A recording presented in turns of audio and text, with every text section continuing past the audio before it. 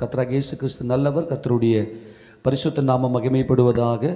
59வது சங்கீதம் 10வது வசனத்தை நாம் வாசிக்கலாம். 59வது சங்கீதம் 10வது வசனம்.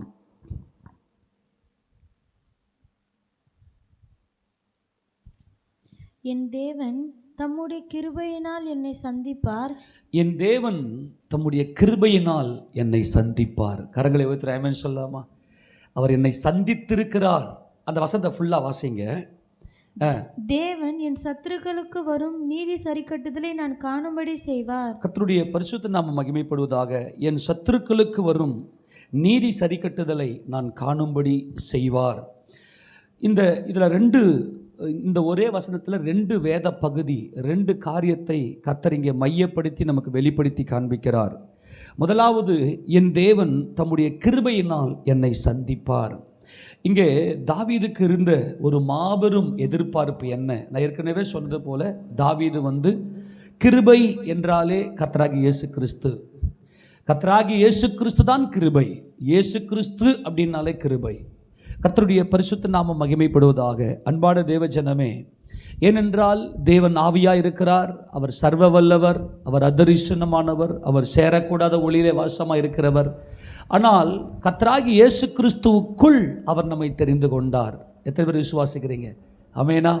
இதை நல்லா புரிந்து கொள்ள வேண்டும். கிருபையை குறித்து நாம் தியானம் செய்யும் போது, கர்த்தராகிய இயேசு கிறிஸ்துவுக்குள் என்னை உலகத் தோற்றத்துக்கு முன்பதாகவே தேவன் என்னை தெரிந்து கொண்டார் என்கின்ற இந்த காரியம்தான். ஆக இயேசு கிறிஸ்து தான் கிருபை.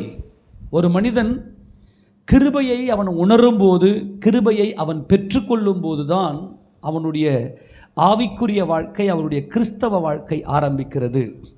இந்த கிருபையை ஒரு மனிதன் பெற்றுக்கொள்ளும் போது, அந்த கிருபையை ஒரு மனிதன் அனுபவிக்கும் போது, இந்த ஃபேனை வேணால் கம்மி பண்ணு, சவுண்டு ஒரு மாதிரி வருது, லோ வோல்டேஜ் கொஞ்சம் கம்மி பண்ணிக்க. கவனிங்க, இந்த கிருபையை ஒரு மனிதன் அனுபவிக்கும் போது தான் அவனுக்குள்ள ரட்சிப்பே ஆரம்பிக்கிறது. அதை நீங்கள் முதல்ல புரிந்து கொள்ள வேண்டும். இந்த கிருபை, இந்த ரட்சிப்பு ஆரம்பித்ததுமே அது வளர ஆரம்பிக்கும். இந்த கிருபை பெருக ஆரம்பிக்கும். ஆக கர்த்தர் இங்கே என்ன சொல்கிறாருன்னா, முதலாவது நம்முடைய தேவன் தம்முடைய கிருபையினாலே என்னை அவர் சந்தித்தார். நீங்களும் நானும் தேவனை அறியாத ஒரு புறஜாதியாக, ஒரு கரடு முரடானவர்களாக, ஒரு காட்டு ஒளிவ மரங்களாக நாம் புறம்பே தூக்கி எறியப்பட்டவர்களாக, புறம்பே காணியாட்சிக்கு புறம்பானவர்களாக நாம் இருந்தோம். அன்பான தேவஜனமே, மறுபடியும் நான் சொல்லுகிறேன், இந்த ரட்சிப்பை குறித்து ஒருவனும் மேன்மை பாராட்டாதபடிக்கு கர்த்தரே இதை செய்தார். கர்த்தர் என்னை தேடி என்னை சந்தித்தார். இந்த கிருபை என்பது எனக்கும் என் கர்த்தருக்கும் ஒரு சந்திப்பு ஏற்பட்டது. இந்த ஒரே ஒரு வார்த்தைக்காகவே நம் கர்த்தருக்குள்ள மனமகிழ்ச்சியாய் இந்த ரட்சிப்பை நாம் பயங்கரமாய் பெருமை பாராட்டலாம். என்னை சந்தித்தார், என்னை சந்திப்பார் என்று இங்கே தாவீது ஒரு தீர்க்க தரிசனமாக கிருபையை குறித்து அவர் பேசுகிறார். ஆவிக்குரிய வாழ்க்கையை குறித்து பேசுகிறார். தேவனுடைய பிள்ளையாக நாம் மீட்கப்படுவதை குறித்து அவர் பேசுகிறார். என் கர்த்தர் என்னை சந்தித்தார். எனக்கும் அவருக்கு ஒரு சந்திப்பு உண்டானது. எத்தனை பேர் விசுவாசிக்கிறீங்க? ஹல்லேலூயா சொல்லுவோமா? ஆமென் சொல்லுவோமா? கர்த்தராகிய இயேசு கிறிஸ்து அவர் என்னை சந்தித்தபடியினாலே தேவன் என் சத்துருக்களுக்கு வரும் நீதி சரி கட்டுதலை அவர் காணும்படி, நான் காணும்படி அவர் செய்வார். இது கொஞ்சம் ஆழமான சத்தியம். நம்ம அதுக்குள்ள இப்போ போக வேண்டாம். தேவன் என் சத்துருக்களுக்கு வரும் நீதி சரி கட்டுதல் நான் காணும்படி செய்வார் என்பது அது 2வது பகுதி. முதலாவது, அன்பான தேவஜனமே, தேவ சபைக்குள்ள வந்திருக்கிற தேவஜனமே, உங்களை தேவன் சந்தித்திருக்கிறார். அல்லேலூயா! உங்களை இயேசு கிறிஸ்து, இயேசு தேவன் சந்தித்திருக்கிறார். நீங்கள் தேவனுடைய பிள்ளைகளாக என்றென்றைக்கும் நிலைத்திருக்கும்படியாக கர்த்தராகிய தேவன், இயேசு தேவன் உங்களை சந்தித்திருக்கிறார். அந்த சந்திப்பு மாறாதது, அது மகத்துவமானது, அது மகிமையானது. அதனால தான் உங்களால் அவரை விட்டு விலக முடியவில்லை. அவர் உங்களை தேடி வந்தார். உங்களை அவர் சந்தித்திருக்கிறபடியினாலே தான் இந்த ரட்சிப்பு நமக்குள்ள பிரகாசமாக இருக்கிறது. நாம் எல்லாரும் மனமகிழ்ச்சிக்குள்ளாக இருக்கிறோம். இந்த சந்திப்பு என்றைக்கு கர்த்தர் நம்மை சந்தித்திருக்கிறாரோ, நாம் இன்னைக்கு ஒவ்வொரு நாளும் எத்தனையோ மனிதர்களை சந்திக்கிறோம். அந்த ஒவ்வொரு மனிதர்களுக்குள்ளும் ஒவ்வொரு ஸ்பெஷல் வல்லமை இருக்கிறது. ஒவ்வொருத்தரும் ஒவ்வொரு வேலையில் அவர்கள் விசேஷமானவர்கள் இல்லையா? அவங்க எல்லாம் பார்த்தீங்கன்னா அந்தந்த திறமை அந்த வல்லமைக்கு ஏற்றாறு போல அவருடைய மகிமை வெளிப்படும். இன்றைக்கி நம்ம எல்லாம் என்ன பண்ணுறோன்னா, அவங்களுக்கெல்லாம் கொஞ்சம் வசதி வந்துருச்சுங்க, என்னை சந்தித்ததை நாங்கள்லாம் அவருக்கு தெரியுன்றத அவங்க மறந்துட்டாங்க அப்படின்லாம் நம்ம சொல்லி இன்றைக்கி வருத்தப்பட்டு கொள்வோம். அன்பான தேவஜனமே, நீங்கள் கிருபையை மேன்மை பாராட்டுங்க. என் கர்த்தர் என்னை சந்தித்திருக்கிறார். ஆமேன். அவர் சர்வ வல்லமையுள்ள தேவன். வாலிப பிள்ளைகளே, ஆண்டவருக்கு நன்றி சொல்லுங்க. இன்னைக்கு எனக்கு எத்தனையோ ஃப்ரெண்ட்ஸுங்க இருக்கிறாங்க, அவெல்லாம் ரொம்ப திறமை உள்ளவன். சில பார்த்தீங்கன்னா நல்ல சில வாலிப பிள்ளைங்களுக்கு நிறைய திறமைகள் இருக்கும். அவன்லாம் பார்த்தோன்னா மேலோட்டமாக அந்த மாதிரியான ஆட்கள் கிட்டே, பெரிய பெரிய ஆட்கள் கிட்டேயே பழகிட்டு போவான். மற்றவர்கள்லாம் கொஞ்சம் அப்படி தள்ளி விடுவாங்க. ஆனால் ஒன்று சொல்கிற கவனி, அதெல்லாம் மாய உலகம். சூரியனுக்கு கீழே இருக்கிற எல்லாமே மாயை. ஆனால் உன்னை சந்தித்தவர், உன் நண்பர், உன் சிநேகிதர், உன் கூடவே இருக்கிறவர், உன்னை உயர்த்தும்படியாக உன்னை சந்தித்திருக்கிறார். முதல்ல இந்த ரட்சிப்புல உங்களுக்கு என்ன நடந்தது என்பதை புரிந்து கொள்ளுங்கள் தேவஜனமே. முதலாவது இந்த ரட்சிப்புல என் தேவன் என்னை சந்தித்திருக்கிறார். அவரை என் மனக்கண்களில் நான் கண்டிருக்கிறேன். அல்லேலூயா. என்னுடைய மனக்கண்கள் திறக்கப்பட்டிருக்கிறது. நான் நீதிமான இருக்கிறபடினாலே கர்த்தர் என்னை சூழ்ந்திருக்கிறார். இன்னொரு வசனத்தை வாசிக்கலாம். 106வது சங்கீதத்தில் 5ஆம் வசனத்தை வாசிக்க பார்க்கலாம். 106வது சங்கீதம் 5வது வசனத்தை நாம் வாசிக்கலாம். உம்முடைய ஜனங்களுக்கு நீர் பாராட்டும் கிருபையின்படி என்னை நினைத்து உம்முடைய ரட்சிப்பினால் என்னை சந்தித்தருளும். கரங்களை உயர்த்தி ஒரு ஆமென் சொல்லுங்களேன். உம்முடைய ஜனங்கள், நான் தேவ ஜனம். நான் யாருடைய ஜனம்? நான் தேவனுடைய ஜனம். நான் இயேசு ராஜாவுடையவன். என் கர்த்தர் என்னை சந்தித்திருக்கிறார். இப்போ அநேக உறவினர்கள் எல்லாம் என்ன செய்வாங்க, சொந்தக்காரங்கள்லாம் ஒன்று சேர்ந்து ஒன்றோட ஒன்று அவங்க என்ன செய்வாங்கன்னா உறவாடி ஒருத்தரை சந்தித்து கொள்வார்கள். ஆனால் அன்பான தேவ ஜனமே, கர்த்தர் தேவன் தம்முடைய ஜனங்களை சந்திக்கிறார் அவருடைய கிருபையின்படி. கிருபை, அவர் நம்மளை தேடி வர்றதுக்கு நமக்கு என்னங்க தகுதி இருக்கு? அல்லேலூயா. எத்தனை பேர் நீங்க உங்களை தாழ்த்துறீங்க இயேசுராஜாக்குள்ள? ஆமென் சொல்லுங்களேன். அவர் என்னை தேடி வருவதற்கு எனக்கு என்ன தகுதி இருக்கிறது? அது அவருடைய கிருபையின்படி தான் அவர் என்னை சந்தித்தார். அவர் என்னைக்கு என்னை சந்தித்தாரோ அன்னிலிருந்து என் வாழ்க்கை ஒரு மன மகிழ்ச்சிக்குள்ளாக, எல்லாமே மறுரூபத்துக்குள்ளாக, இழந்த எல்லாவற்றையும் மறுபடியும் பெற்றுக்கொள்ளும்படியாக, என்னை மகிமைப்படுத்தும்படியாக, சகலவிதமான கொழுமைகளையும் ஆசீர்வாதங்களையும் செழிப்புகளையும் கொடுக்கும்படியாக என் கர்த்தர் என்னை சந்தித்திருக்கிறார். சில வேளைகளில் நாம் என்ன செய்வோம்னா, இன்னைக்கு என்னை அவங்க பார்த்துட்டு என்னை மூஞ்சி அவங்க மறைச்சின்னு போயிடுறாங்க. நான் அவங்கள காணக்கூடாதபடிக்கு தலைமறைவாக போயிடுறாங்க. ஏன்னா நான் இன்றைக்கி தாழ்ந்து போயிட்டேன், அவங்க நல்லா உயர்ந்திருக்கிறாங்க அப்படிலாம் சில பேர் சொல்லுவதெல்லாம் நான் கேட்டிருக்கிறேன். அன்பான தேவஜனமே, இந்த ஜனங்கள் எல்லாம் நம்மக்கிட்ட ஏதாச்சும் இருந்தால் நம்ம கூட உறவாடுவாங்க. அந்த சந்திப்பை பெருமை பாராட்டி மேன்மை பாராட்டி அதை வளர்த்து கொள்ளுவாங்க. ஆனால் நம்ம தாழ்ந்து போயிட்டோம்னா, நம்மக்கிட்ட ஒன்றுமே இல்லைன்னா இந்த உலகம் நம்மளை மறந்துடும். ஆனால் நமது கர்த்தர், என்கிட்ட ஒன்றுமே இல்லை, நான் ஒரு அருவருப்பானவன், நான் ஒரு பாவியான மனுஷன், ஆனால் அவருடைய கிருபையின்படி அவர் என்னை சந்தித்திருக்கிறார். ஹல்லேலூயா சொல்லுவோமா? அவர் என்னை சந்தித்திருக்கிறார். அவருடைய சந்திப்பில் நான் என்ன பார்க்கிறேன்? அவருடைய சந்திப்பில் நான் என்ன பார்க்கிறேன் என்றால், அவர் மகிமையின் ராஜா, அவர் ராஜாதி ராஜா, அவர் ஜீவனுள்ள தேவனுடைய குமாரன், என்றென்றைக்கும் ராஜ்யம் அவருடையது. அவரை சந்தித்த நான் இப்பொழுது அவரை மேன்மைப்படுத்துகிறேன், அவரை உயர்த்துகிறேன். அவர் ராஜாவாக இருக்கிறார், என்னை வாழ வைக்கிறார், என்னை ஆசீர்வதிக்கிறார், என்னை உயர்த்துகிறார், எல்லா நேரத்திலும் என் கூடவே இருக்கிறார். இதை நான் மேன்மை பாராட்டும்படியாக நான் அவருக்குள்ள மனமகிழ்ச்சியா இருக்கிறேன். ஒரு மனுஷனை கர்த்தர் சந்தித்து விட்டாரே ஆனால் அவனை கிருபை சூழ்ந்துக்கும். இந்த கிருபை மாத்திரம் ஒருவன் பெற்றுக்கொள்வானே ஆனால் அவன் வாழ்க்கையில் என்னைக்குமே உயர்வு மட்டும்தான், என்னைக்குமே அவனுக்கு மனமகிழ்ச்சி மட்டும்தான். நான் மறுபடியும் சொல்கிறேன், இந்த 59ஆம் சங்கீதம் 10ஆம் வசனமும் இந்த 106ஆம் சங்கீதம் 5ஆம் வசனத்தையும் நீங்கள் வீட்டில் உட்காந்து கொஞ்சம் நேரம் பார்த்தீங்கன்னா, அதை உத்து பார்த்தீங்கன்னா கண்ணில் கண்ணீர் வரும். ஆண்டவரே, என்னை சந்தித்தீங்களே, இந்த ரட்சிப்பு ஏதோ உண்டானது அல்ல. அன்பான தேவஜனமே, கர்த்தரும் நானும் சந்தித்த ஒரு சந்திப்பு, ஒரு மீட்பு. இது என்னங்க? இது சாதாரண ஒரு விஷயமா? நானும் இன்னைக்கு இதை நான் எப்படி உறுதிப்படுத்தி கொள்ளலாம்? இதை எப்படி நான் உறுதிப்படுத்தி கொள்ளலாம்? இன்னைக்கு எத்தனையோ கோடி ஜனங்கள் இருக்கிறார்கள். அவர்களுக்கு நான் இயேசுவை குறித்து சொல்லுகிறேன். ஆண்டவர் நல்லவர், அவர் கிருபை உள்ளவர், அவர் இப்படிப்பட்ட வல்லமை உடையவர்லாம் சொல்கிறேன். அவங்களால அதை கேட்டு அதை விசுவாசித்து வர முடியல. ஏன் அப்படின்னா, நம்ம எவ்வளவு தான் பேசினாலும் அந்த வார்த்தையின் மூலமாய் கர்த்தர் அவருடைய ஆத்துமாவை போய் சந்திக்க வேண்டும். அப்போஸ்தலர் காலத்தில் அப்போஸ்தலர்கள் போயிட்டு உலகமெங்கும் போயிட்டு இந்த சுவிசேஷத்தை சொன்னார்கள்.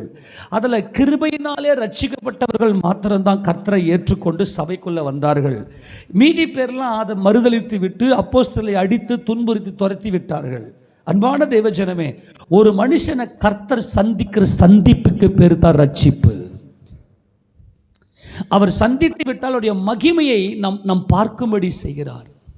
இது தேவன் நமக்கு பாராட்டின ஒரு மாபெரும் கிருபை. கொஞ்ச நேரம் நம்ம உட்கார்ந்து கர்த்தரை நல்ல மனமகிழ்ச்சியோட பாராட்டி அவருடைய பரிசுத்த நாமத்தை உயர்த்தி நல்ல மனமகிழ்ச்சியோடு நம்ம அவரை உயர்த்தினோமே. இந்த அன்பு எப்படிப்பட்டது என்றால், அன்பான தேவஜனமே, கர்த்தர் என்னை சந்தித்தபடினாலே அவருடைய மகிமையை நான் பார்க்கும்படி செய்திருக்கிறார். அந்த மகிமையை மாத்திர ஒரு மனுஷன் பார்த்துட்டான் அப்படின்னா, கர்த்தருடைய மகிமை, என் ராஜாவுடைய ராஜ்யம் நித்தியமானது. இன்றைக்கு எத்தனையோ தமிழகத்தில் நாம் வாழ்ந்து கொண்டிருக்கிறோம். தமிழ்நாட்டில் எத்தனையோ முதலமைச்சர்கள் இந்த தமிழக வரலாற்றில் இருந்திருக்கிறார்கள். எத்தனையோ முதலமைச்சர்கள் நம்மை ஆளுகை செய்திருக்கிறார்கள். ஆனால் அந்த முதலமைச்சர்லாம் இன்னைக்கு இல்லை. இன்னைக்கு இருக்கிற முதலமைச்சரும் அடுத்த 5 ஆண்டில் வருவாரான்னு தெரியாது, இல்லையா? ஆனால் என்னை ஆளுகை செய்கிற என் ராஜா என்னை சந்தித்திருக்கிறார். என்னை அவர் சந்தித்திருக்கிறார். அவர் ராஜ்யத்தில் நான் என்றென்றைக்கும் செழிப்பாய் ஆசீர்வாதமாய் என் குடும்பத்தோடு கூட நான் அவருக்குள்ளே நிலைத்திருக்கும்படியாக அவர் என்னை சந்தித்திருக்கிறார். நான் மறுபடியுமாய் இந்த வார்த்தையை நான் அழுத்தம் திருத்தமாய் சொல்லுகிறேன். கர்த்தர் நம்மை சந்திக்கலைன்னா இன்னைக்கு சபையில் நம்ம உட்கார முடியாது. இன்னைக்கு ஏதோ ஞாயிற்றுக்கிழமை மாத்திரம் நான் வந்ததும் போனதுமா இருக்கிறேன், அல்லது மற்ற ஒரு ஸ்பெஷல் மீட்டிங்கு மாத்திரம் வந்ததும் போனமா இருக்கிறேன். அன்பானவர்களே, நீங்கள் அவங்களெல்லாம் யாரை குற்றப்படுத்தாதீங்க. அவங்களுடைய மாம்சீக அறிவில் சபைக்கு வராங்க. ஆனால் ஒரு மனுஷனை கர்த்தர் சந்தித்து விட்டாரே, ஆனால் ஒரு மனுஷனை கர்த்தர் சந்தித்தார்னா அவனுக்கு முதல்ல இருக்கக்கூடிய ஒரு மாபெரும் அடையாளம், அவன் சபையில் அங்கமாயிடுவான். ஏனென்றால் இந்த சபைக்கு கிறிஸ்து தலையா இருக்கிறார். இந்த சபை தான் தேவனுடைய மீட்பின் திட்டம். நான் மறுபடியும் சொல்லுகிறேன், ஒரு மனுஷனை கர்த்தர் சந்தித்திருப்பாரே ஆனால் அவன் கிருபையை பற்றி கொள்ளுகிறான். அந்த கிருபை என்பது தன் பாவங்களை உணர்ந்த ஒரு நிலை. நான் இவ்வளவு பெரிய பாவியாக, இவ்வளவு பெரிய அருவருப்புள்ளவனாக இருக்கிறேன், ஆனால் என் கர்த்தர், என் பரிசுத்தர், தேவனுடைய குமாரன், அவர் என்னை சந்தித்திருக்கிறாரே என்கின்ற அந்த வெளிச்சம், அந்த ஆத்துமாவில் ஒரு மாபெரும் வெளிச்சம் அந்த மனிதனுக்குள்ள இருக்கும். அந்த மனுஷன் முதல்ல என்ன செய்வான் அப்படின்னா, நான் சபையில் ஒரு அங்கமாக இருக்கிறேன், கிறிஸ்தியன் தலையாக இருக்கிறார், அவர் என்னை நடத்துகிறவர். இந்த கிருபை அவனை சூழ்ந்து கொள்ளும்படியாக அந்த கிருபையில் நிலை கொண்டிருக்கிறான். இதையும் வாசிங்க பார்க்கலாம். 32வது சங்கீதத்தில் இந்த 2 டிஃபரெண்ட் இங்கே காட்டுறாரு பாருங்க. 10ஆம் வசனம் வாசிங்க, 10-12 வாசிங்க பார்க்கலாம். துன்மார்கனுக்கு அநேக வேதனைகள் உண்டு, கர்த்தரை நம்பியிருக்கிறவனையோ கிருபை சூழ்ந்து கொள்ளும். அன்பான தேவஜனமே, கர்த்தரை நம்பியிருக்கிறவனை கிருபை சூழ்ந்து கொள்ளும் என்பது அவன் கிருபையை விட்டு விலகாதவன். அந்த ஆத்துமாவை கர்த்தர் சந்திப்பாரே ஆனால், கர்த்தர் என்னை சந்தித்திருக்கிறார் என்கின்ற ஒரு மனமகிழ்ச்சி அவனுக்குள் இருக்குமே ஆனால், அவனை கிருபை என்றென்றைக்கும் சூழ்ந்திருக்கும். இந்த கிருபை சூழ்ந்து கொள்ளுமே ஆனால் அந்த மனுஷனுக்கு எந்த ஒரு ஆபத்தோ அல்லது எந்த ஒரு நெருக்கமோ, எந்த ஒரு சஞ்சலமோ, வறுமையோ அல்லது மற்ற காரணம் எதுவுமே அந்த மனிதனை சேதப்படுத்தாது. இந்த கிறிஸ்துவின் அன்பு, இதுதான் அவர் எனக்கு பாராட்டின மாபெரும் கிருபை. அந்த கிருபையினாலே வந்து என்னை சந்தித்திருக்கிறார். இந்த கிருபையை சூழ்ந்திருக்கிறவன், ஒரு மனிதனுக்குள்ள கிருபை சூழ்ந்திருக்குமே ஆனால் அவன் தான் நீதிமான். 11 வசனத்தை வாசிக்கலாம். நீதிமான்களே, யார் இந்த நீதிமான்கள்? துன்மார்க்கருக்கு அநேக வேதனைகள் உண்டு என்றால் கர்த்தராகிய இயேசு கிறிஸ்துவுடைய கிருபையை அலட்சியம் செய்கிறவர்கள். இன்னைக்கு சபைக்குள்ள வந்து கர்த்தரை பற்றின அந்த நினைவுகளில் ஒரு மனிதன், என்னை சந்தித்தவர் யார், இந்த மகிமையின் கர்த்தர் எப்பேற்பட்ட மகிமையின் தேவனாய் இருக்கிறார், அவருடைய வல்லமை என்ன, அவருடைய மகத்துவம் என்ன என்பதை உட்கார்ந்து அவன் இந்த ரட்சிப்பை குறித்து சிந்தித்து இந்த கிருபை சூழ்ந்து கொள்ளும்படியாய் அவன் சபையில் ஒரு அங்கமாக தன்னை ஒப்பு கொடுக்காவிட்டால் அவன் துன்மார்கன். இன்னைக்கு நிறைய பேர் என்ன செய்கிறாங்கன்னா, இந்த கிருபையை அலட்சியம் செய்கிறார்கள். பொய்யான மாயை பின்பற்றுகிறவர்கள் தங்களுக்கு வரக்கூடிய கிருபையை போக்கடிக்கிறார்கள்.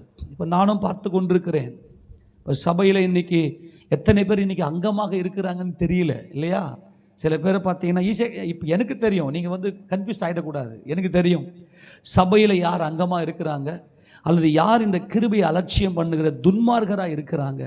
இந்த துன்மார்கனுக்கு அநேக வேதனைகள் இருக்கும். ஆனால் என் கர்த்தர் என்னை வந்து சந்தித்திருக்கிறார்னு சொல்லி இந்த சந்திப்பை உட்கார்ந்து, இந்த ரட்சிப்பை உட்கார்ந்து, என் கர்த்தர் வந்து என்னை சந்தித்ததினாலே எனக்கு ரட்சிப்பு உண்டானது என்று 106 சங்கீதம் 5 வசனம் நம்ம வாசித்தோம் இல்லையா? அப்போ இந்த சந்திப்பை நல்லா வச்சு புரிந்து கொண்டு இதை நினைவில் வைத்து, நான் எப்பேற்பட்ட பாவியாக இருக்கிறேன், ஆனால் என் கர்த்தர் எனக்கு செய்திருக்கிற இந்த கிருபை எவ்வளவு பெரிதென்பதை அவன் உணர்ந்து கொள்வேனே ஆனால் அவன் நீதிமான். இந்த நீதிமான் கர்த்தருக்குள் மகிழ்ந்து கலிகூறுங்கள். வாசிங்க, நீதிமான்களே கர்த்தருக்குள் மகிழ்ந்து கலிகூறுங்கள், செம்மையான இருதயம் உள்ளவர்களே நீங்கள் எல்லாரும் ஆனந்த முழக்கமிடுங்கள். அதுதான் நான் சொல்லிட்டேன். ஒரு மனிதனை கிருபை சூழ்ந்து கொள்ளுமே ஆனால் அவன் வாழ்க்கையில் என்றென்றைக்கும் சந்தோஷத்தையும் சமாதானத்தையும் செழிப்பையும் கொழுமையும் ஆசீர்வாதத்தையும் மனமகிழ்ச்சியும் ஆனந்த முழக்கங்களும் தான் அவனை சூழ்ந்து கொள்ளும். அதனால் இந்த ரட்சிப்பில் என்ன நடந்திருக்குதுன்னு நீங்கள் ஒருவேளை தெரியாமல் இருக்கலாம். நீங்கள் வீட்டில் போயிட்டு கொஞ்ச நேரம் கண்களை மூடிக்கொண்டு அல்லது இரவில் படுத்து கொள்ளும் போது உங்களை யோசிங்க, ஆண்டவரே நீங்கள் வந்து என்னை சந்தித்தீங்களே, உம்முடைய கிருபை எவ்வளவு பெரிது ஆண்டவரே, உமது இரக்கம் எவ்வளவு பெரிது ஆண்டவரேன்னு சொல்லி கர்த்தருக்கு நன்றி சொல்லுங்க. நீங்கள் ரட்சிக்கப்பட்டு சபைக்கு வந்து 10 வருஷம் ஆயிருக்கலாம் அல்லது 15 வருஷம் கூட ஆயிருக்கலாம். ஆனால் ஒரே ஒரு நிமிஷம் உங்கள் வாழ்க்கையில் எத்தனையோ சறுக்கல்களுக்கு என்ன காரணம், எத்தனையோ விழுந்து போனதுக்கு என்ன காரணம்? நான் விழுந்து விழுந்து எழுந்திருக்கிறேனே, நல்லா கவனிங்க, நான் விழுந்து விழுந்து எழுந்திருக்கிறேனே, என்னால் வந்து இந்த ரட்சிப்பில் நிலைத்திருக்க முடியலையே அப்படின்னு சொல்கிறதுக்கு என்ன காரணம் அப்படின்னா, இந்த சந்திப்பை நீ ஒரே ஒரு செகண்டு கூட நினைக்கல.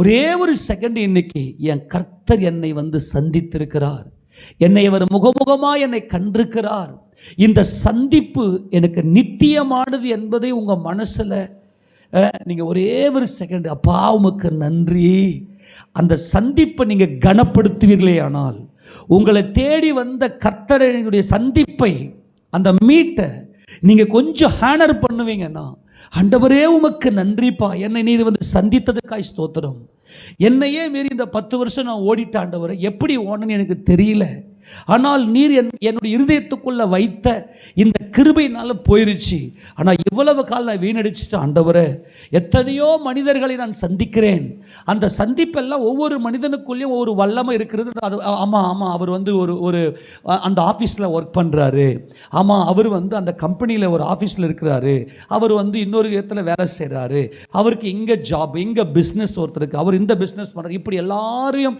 நம்முடைய சிந்தனையில் வைக்கிறோம். அது ஒன்றுத்துக்குமே உதவாது. ஆனால் கர்த்தர் வந்து என்னை சந்தித்த நாளில் எனக்கு மனமகிழ்ச்சி பெருகினது. ஹல்லேலூயா.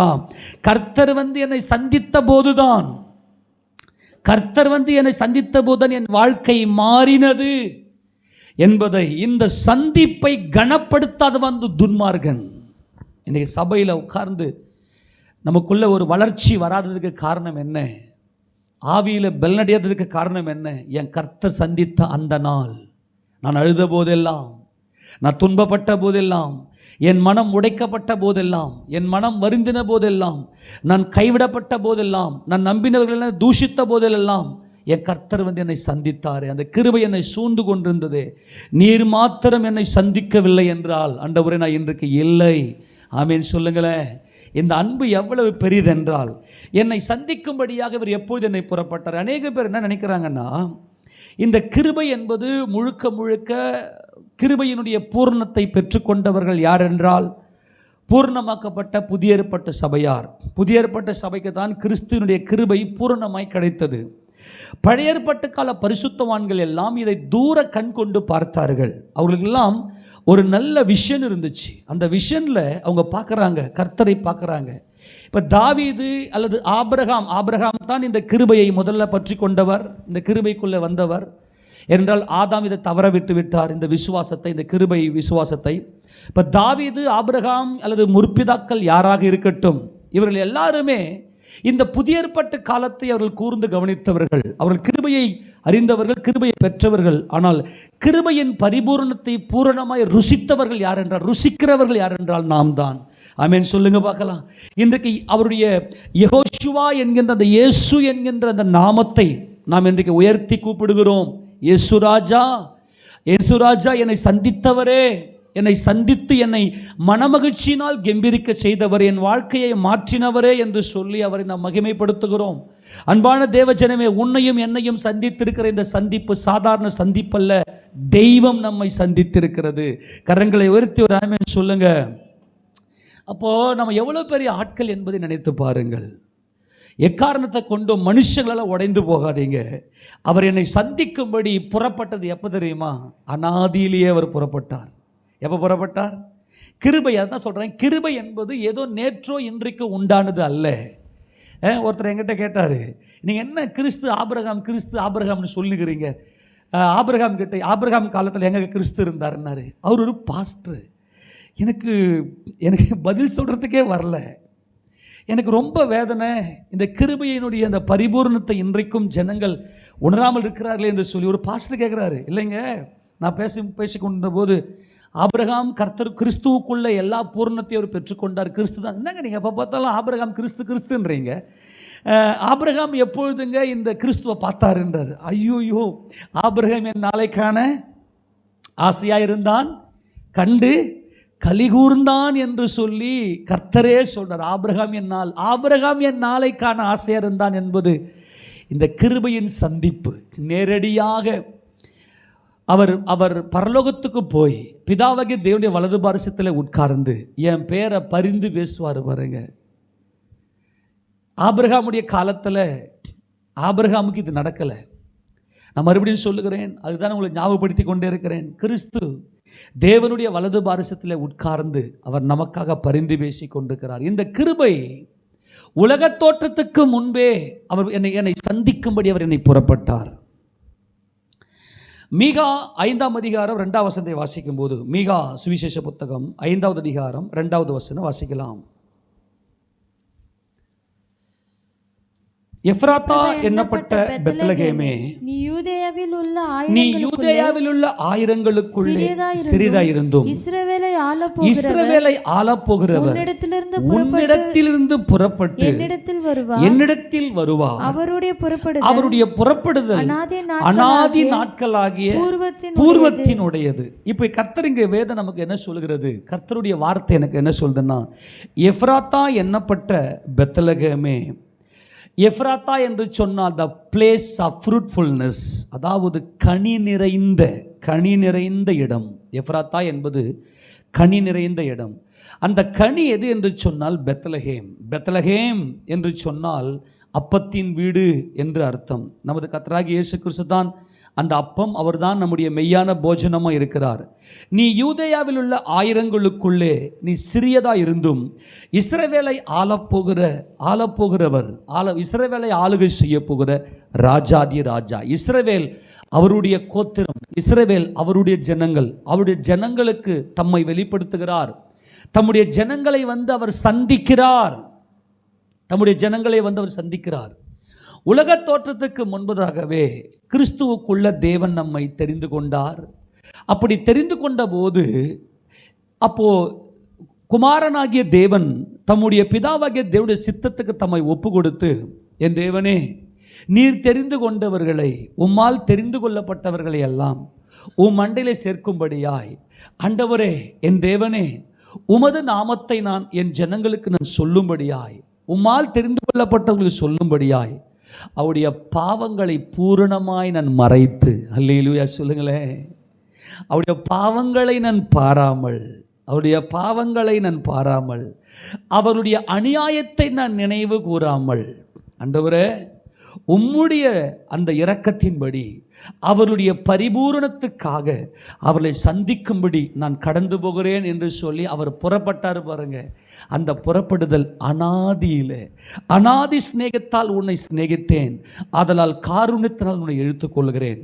இன்னைக்கு அநேக பேர் இந்த ரட்சிப்பை வந்து கேர்லெஸ்ஸா, ஒரு ஜெபம் பண்ணாம, அந்த சந்திப்பில் கலிகூறாம, துன்மார்கன் இந்த கலிகூறுதலுக்குள்ளாக போக மாட்டான்.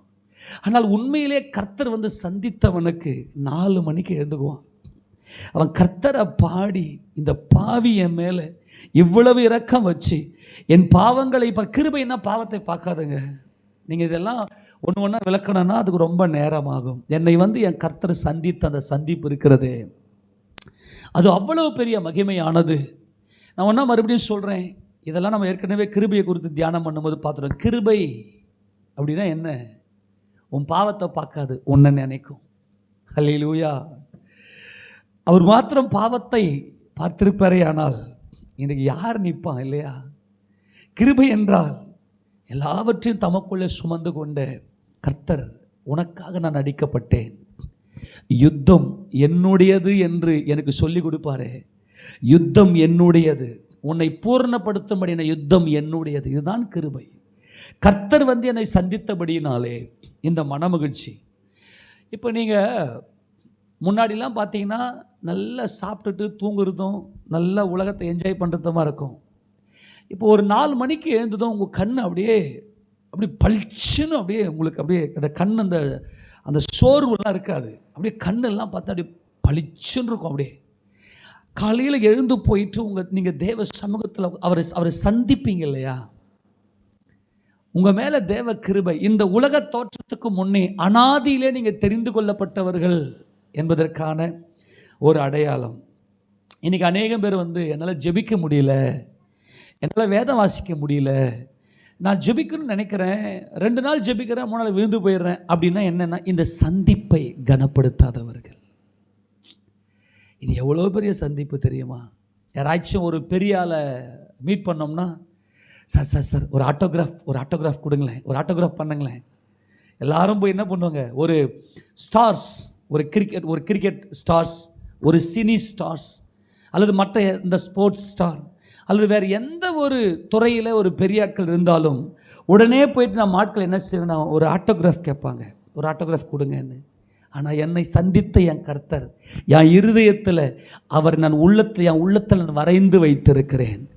அவருடைய இரக்கம் என்னுடைய இருதயத்துக்குள் இருக்கிறது. அவருடைய கிருபை என் பாவத்தை பாராமல் என்னை நினைத்தவர். உலகத் தோற்றத்துக்கு முன்பதாகவே என்னை நினைத்தார். நான் பாவத்தில் விழுந்து விட்டேன், அவர் மாறாமல் என் பாவத்தை நினைக்காமல் என்னை நினைத்தாரே, அதாங்க கிருபை. நான் உங்களுக்கு அன்பாய் சொல்லுகிறேன் தேவஜனமே, மறுபடியுமாக நான் வாலிபர் கூடுகையில் பிள்ளைங்களுக்கு நான் சொன்னேன், பிள்ளைங்களுக்கு நான் சொல்லிக் கொடுத்தேன், நான் சர்ச்சுக்குள்ளே தான் இருக்கிறேன், ஆனால் நான் பாவம் செய்கிறேனே, ஏன் என்னை பாவம் மேற்கொள்கிறது? இந்த பாவம் என்னை மேற்கொள்கிறதுக்கு காரணம் என்ன அப்படின்னா, இந்த சந்திப்பை மகிமைப்படுத்தாமல் இருப்பது தான், இந்த சந்திப்பை கொண்டாடாமல் இருப்பது தான், இந்த சந்திப்பில் மனமகிழ்ச்சியாக இருப்பது. வானத்தையே பூமியை உண்டாக்கின சர்வ வல்லவர், அனாதியாயிருக்கிற தெய்வம் என்னை சந்தித்திருக்கிறார். அப்பா எவ்வளோ பெரியவர் அவர் இல்லையா? என் பாவத்தை பாராதவர். இன்னைக்கு ஏன் நம் பாவத்தில் விழுந்து, ஏன் பாவம் என்னை மேற்கொள்ளுகிறது என்றால், என்னை சந்தித்த என் தேவனுடைய அந்த கிருபையை நான் அலட்சியம் செய்து கொண்டிருக்கிறேன். அதனால தான் இன்றைக்கி என்னால் ஜெபிக்க முடியல, வேதம் வாசிக்க முடியல. ஏதோ ஓடுது, ஏதோ இந்த உலகத்தின் காரியத்துக்காக மட்டுமே, ஏதோ இந்த பூமியில் இருக்கக்கூடிய காரியத்துக்காக மட்டுமே வரவங்களால இந்த அதிகாலை ஜெபம் 4 மணிக்கோ இல்லை 5 மணிக்கோ 4:30க்கோ 5க்கோ 5:30 மணிக்கெல்லாம் எழுந்துக்கிறேன்னா நீ எல்லாம் என்னன்னு சொல்கிறது? இப்போ சின்ன பிள்ளைங்களாம் கூட 5 மணிக்கு எழுந்து ஜெபிக்கிறாங்க. ஏன்னா இந்த கிருபை வந்து காலை நேரத்தில் தான் பெருகிறது. ஏன் இந்த கிருபை பெருக வேண்டும்? இந்த கிருபை வந்து வளருகிறது. ஒவ்வொரு நாளும் கிறிஸ்து இயேசுவை அறிகிற அறிவின் மேன்மையினாலே இந்த கிருபையை நாம் வளர்த்தி கொள்ளுகிறோம். எவ்வளவாய் கிருபை நம்மை மூடுகிறதோ, எவ்வளவாய் கிருபை நம்மை சூழ்ந்திருக்கிறதோ, அவ்வளவாய் நமக்குள்ள ஒரு தெய்வீக சமாதானம், தேவனுடைய சமாதானத்தை பெறுவோம். நீங்கள் கிருபையுடைய மேன்மையை உணர்ந்து கொள்ள வேண்டுமே ஆனால் அன்பானவர்களே, சங்கீதம் 25ஆம் சங்கீதம் 7வது வசனத்தை நாம் வாசிக்கும் போது 6லிருந்தே வாசிங்க 6-7 வசனத்தை வாசிங்க. கர்த்தாவே, உம்முடைய இரக்கங்களையும் உம்முடைய காருண்யங்களையும் நினைத்தருளும், அவைகள் அனாதி காலம் முதல் இருக்கிறது. இந்த இடத்துல இரக்கம் அப்படின்ற இடத்துல உண்மையான மூல பாஷையில் ஊம்பு அப்படின்னு இருக்கும், அதாவது கர்ப்பப்பை இல்லையா? இதெல்லாம் ஏற்கனவே பார்த்திருக்கிறோம். கர்த்தர் தம்முடைய கருவறை என்பது அவருடைய நினைவு, அவருடைய நினைவில் நம்மை நினைத்திருக்கிறார், அவருடைய கருவறையில் நம்மை சுமந்திருக்கிறார். கிறிஸ்துவுக்குள்ளாக தேவன் நம்மை நினைத்திருக்கிறார். அதனால் அங்கே கர்த்தருடைய வேதம் சொல்கிறது, கர்த்தாவே உம்முடைய இரக்கங்களையும் உம்முடைய காருண்யங்களையும் நினைத்தருளும், அவைகள் அனாதி காலம் முதல் இருக்கிறது. என்னை சந்திக்கும்படியாய் அவருடைய நினைவில் நான்லாம் இதெல்லாம் நினைத்து கர்த்தருடைய பெரிதான கிருபையினால் நான் சொல்லுகிறேன். நான் நினச்சி நான் அழுதுருக்கிறேன். ஆண்டவரே, உங்களை எல்லாம் மறந்து நான் ஒரு மாயைக்கு நேராய் ஓடிக்கொண்டு எவ்வளவாயினு துக்கம். அப்போ நீ என் பக்கத்தில், நான் எப்படி அதை எனக்கு கண்ணீர் வரும் தெரியுமா? நீங்கள் என் பக்கத்தில் தான் இருந்தீங்க ஆண்டவர். அப்போ நீங்கள் என்னை விட்டு விலக முடியாது. எப்படி முடியும்? உங்களுடைய கருவில் எல்லாம் என்ன சுமந்தீங்க. ஜீவனை பார்க்கல உங்களுடைய கிருபை எனக்கு நல்லது. அந்த பாடலை நான் எழுதும்போது என் கண்ணில் கண்ணீரோடு தான் நான் அந்த பாடலை நான் எழுதினேன். ஏன் தெரியுமா? ஆண்டவரே, உம்முடைய கிருபை மாத்திரம் இல்லைன்னா இன்னைக்கு நான் எவ்வளோ பெரிய அருவருப்பு என்பதை நான் உணர்ந்தேன். ஒரு நாள் அப்போ நான் என்ன செய்தேன்னா, அந்த பாடலை எழுதும்போது தனியாக பைக் எடுத்துக்கின்னு அந்த ஒரு முள் மரம், அங்கே ஒரு முள் செடி இருக்கும், அந்த முள் செடியில் போய் அந்த மரத்து நிழலில் போய் உட்காந்துக்கின்னு வேதத்தை நான் பிரித்து வைத்து அப்படியே நான் அழுது கொண்டிருந்த போது அந்த பாடலை நான் எழுதினேன். அது இன்றைக்கும் பார்த்து அந்த பாடலை பாடும்போது எனக்கு மிகுந்த ஆறுதலை கொடுக்கும். ஏனென்று சொன்னால் அவருடைய இரக்கம் அவ்வளோ பெரிதாக இருக்குது. அவர் என்னை சந்தித்தாரே. ஏனென்னா நல்லா கவனிங்க, ஒரு சின்ன தவறு, ஒரு சிறிய தவறு, மற்றவர்களுடைய அந்த மனசாட்சியின்படியே ஒரு சின்ன தவறோ ஒரு மீறுதலோ நான் செஞ்சுட்டேன் அப்படின்னா உலகம் என்கிட்ட வராது. நான் இப்போவும் சொல்கிறேன், நல்லா புரிந்து கொள்ளுங்க. ஒரு மனிதனை எல்லாரும் அருவருக்கிற மாதிரியான ஏதோ ஒரு காரியம் வெளிப்பட்டுருச்சு அப்படின்னாவே மனிதன் உலகம் சுயநீதிக்குள்ள, அவன் இந்த மாதிரி செஞ்சாயா அப்படியே கொஞ்சம் தொற்றுதும் தொடாதமாக இருப்பாங்க. ஆனால் என் வாழ்க்கையே அருவருப்பு. ஆனால் என்னை என் கர்த்தர் சந்தித்தார், எல்லாம் அவருக்கு தெரியும். என் வாழ்க்கையே ஒரு அருவருப்பு. ஜீவனை பார்க்கிலும் உம்முடைய கிருபை எனக்கு நல்லது. ஆண்டவரே, என்னிடம் ஒன்றுமே இல்லை, எல்லாமே எனக்கு நீங்கள் தான் ஆண்டவரே அப்படின்ற அந்த பாடல் அதனை எழுதும்போது எனக்கு அவ்வளவு பெரிய என் இருதயத்துக்குள்ள கர்த்தருடைய அந்த இரக்கம். அது என்னன்னு சொன்னால், உலக தோற்றத்துக்கு முன்னாடியே நீங்கள் எனக்கு தெரிஞ்சுக்கினீங்க. ஆனால் நான் உங்களை அறிந்து கொள்ளாமல், உங்களை பற்றின அந்த நினைவு இல்லாமல், என் நினைவில் நான் எப்படியெல்லாம் நான் அலைகழிக்கப்பட்டேன் ஆண்டவரேன்னு சொல்லி என்னை நான் அருவருத்து என் கர்த்தருடைய கிருபையை நான் உணர்ந்து எழுதின அந்த பாடல். என் கர்த்தர் என்னை சந்தித்தாரே. அந்த சந்திப்பை ஒரு மனுஷன் மேன்மைப்படுத்துவானே ஆனால், அந்த சந்திப்பை ஒரு மனிதன் உயர்த்துவானே ஆனால், அவன் என்றைக்குமே உயர்ந்து கொண்டே இருப்பான். கர்த்தர் என்னை சந்தித்த அந்த சந்திப்பை அவன் ஃபஸ்ட்டு வச்சு, நான் ரட்சிக்கப்பட்டவன், அவன் எல்லா நேரத்திலும் கர்த்தரை துதித்து கர்த்தருக்கென்று ஒரு வேறுபாட்டின் ஜீவியத்துக்குள்ளே வருவேனே ஆனால், அது அனாதி காலம் முதல் நிலைத்திருக்கிறது. ஒருவேளை நீங்கள் ரட்சிக்கப்பட்ட நாள் முதற்கொண்டு கர்த்தருடைய சமூகத்தை நீங்கள் நாடி அந்த அதிகாலை வேளையிலே உங்களுடைய இருதயம் கர்த்தருக்கு நேராக திரும்புமே ஆனால், நீங்கள் எழுதி வைத்துக் கொள்ளுங்கள், நீங்கள் தான் இந்த அனாதி காலம் முதல் தெரிந்து கொள்ளப்பட்டவர்கள். உங்களுக்கே ஆட்டோமேட்டிக்காக அந்த விழிப்பு வந்துடும். ஒரே ஒரு நாள் கூட அந்த ஜெபத்தை உங்களால் மறக்கவே முடியாது. அந்த நேரத்தை உங்களால் விடவே முடியாது. அப்படியே உங்களுடைய கண்கள் அப்படியே நல்ல ஒரு பிரகாசமாக இருக்கும், எந்த ஒரு சோர்வும் இல்லாமல். அப்படின்னா நீங்கள் கர்த்தர் உங்களை சந்தித்த அந்த சந்திப்பை நீங்கள் உறுதிப்படுத்தியிருக்கிறீர்கள். அந்த மனமகிழ்ச்சி உங்கள் இருதயத்துக்குள் இருந்திருக்கிறது. மீதி பேர் எத்தனையோ பேர் இன்னைக்கு கர்த்தர் சந்தித்திருக்கிறார். நான் சொல்கிறத நல்லா புரிந்து கொள்ள வேண்டும் தேவஜனமே. இன்றைக்கி எத்தனையோ பேரால் கர்த்தருக்குள்ள அன்பாக இருக்க முடியல. ஏதோ சர்ச்சுக்கு வந்ததும் போனதுமா இருக்கிறாங்க, சபையில் ஒரு மெம்பர், அந்த ஏதோ ஒரு நானும் ஒருத்தர் அப்படின்ற மாதிரி வராங்க. ஆனால் கர்த்தருடைய ஜீவனில் அவர்கள் கலக்கலை. இந்த கிருபை என்பது அவரோடு கூட இணைந்து, அவர் தலையாக இருக்கிற நான் அவரோடு கூட இணைந்திருக்கிறேன் என்பதுதான் கிருபை. அதுதான் கிருபை. கர்த்தர் இந்த சபைக்கு தலையாக இருக்கிறார், நான் அவருடைய அவயமாக இருக்கிறேன். அந்த ஜீவன் எனக்குள் இருக்கிறது. அந்த ஜீவன் இருக்குமே ஆனால் அது அனாதி காலம் முதல் இருக்கிறது. இந்த அனாதி அன்பு அவர் உலக தோற்றத்துக்கு முன்பதாகவே உன்னை தெரிந்து கொண்டார் என்பதற்கான ஒரே ஒரு அடையாளம் என்ன அப்படின்னா, உன்னால் தூங்க முடியாது காலையில். அந்த சந்திப்பு உன் இருதயத்துக்குள்ள, அது கட்டாயம் அல்ல, இந்த உலகத்தில் யாருமே கொடுக்க முடியாத ஒரு ஒரு ஒரு ஸ்பரிசம், ஒரு பரவசம், ஒரு மகிழ்ச்சி, ஒரு பந்தம், ஒரு பந்தம். இந்த கிருபை என்பது வேற எதுவும் நினைக்காதீங்க. அந்த பந்தம் உங்களை தட்டி எழுப்பிக்கினே இருக்கும். அந்த பந்தம் இந்த உலகத்தில் யாருமே கொடுக்க முடியாது, யாராலுமே விலை கொடுத்து வாங்க முடியாத ஒரு பந்தம். அது ஜீவன், அது ஒரு தெய்வீகம், உங்களுக்குள்ள ஒரு தெய்வீகம். அதுதான் இந்த அனாதி காலம் முதல் இருப்பது. அவருடைய கருவறையிலிருந்து நாம் வந்தோம் என்கின்ற அந்த ஒரு மகிமை. இந்த உலகத்துக்கு தாய் தகப்பன் எல்லாம் அவங்க செயல்படுவதெல்லாம் அவங்களுக்கு ஒரு செல்ஃப் இருக்குது, ஒரு சுயம் இருக்குது. ஒரு குறிப்பிட்ட காலம் வரைக்கும் மாத்திரம்தான் அந்த தாய் தகப்பனுடைய உறவுகளை நிலைக்கும். அவருடைய செல்ஃப் வெளிப்படும் போது அந்த தாய் தகப்பன் உறவுகள் எல்லாம், அந்த கர்ப்பம் எல்லாம் மறக்கும். ஒரு தாயானவள் தன் பாலகனை மறப்பாளோ?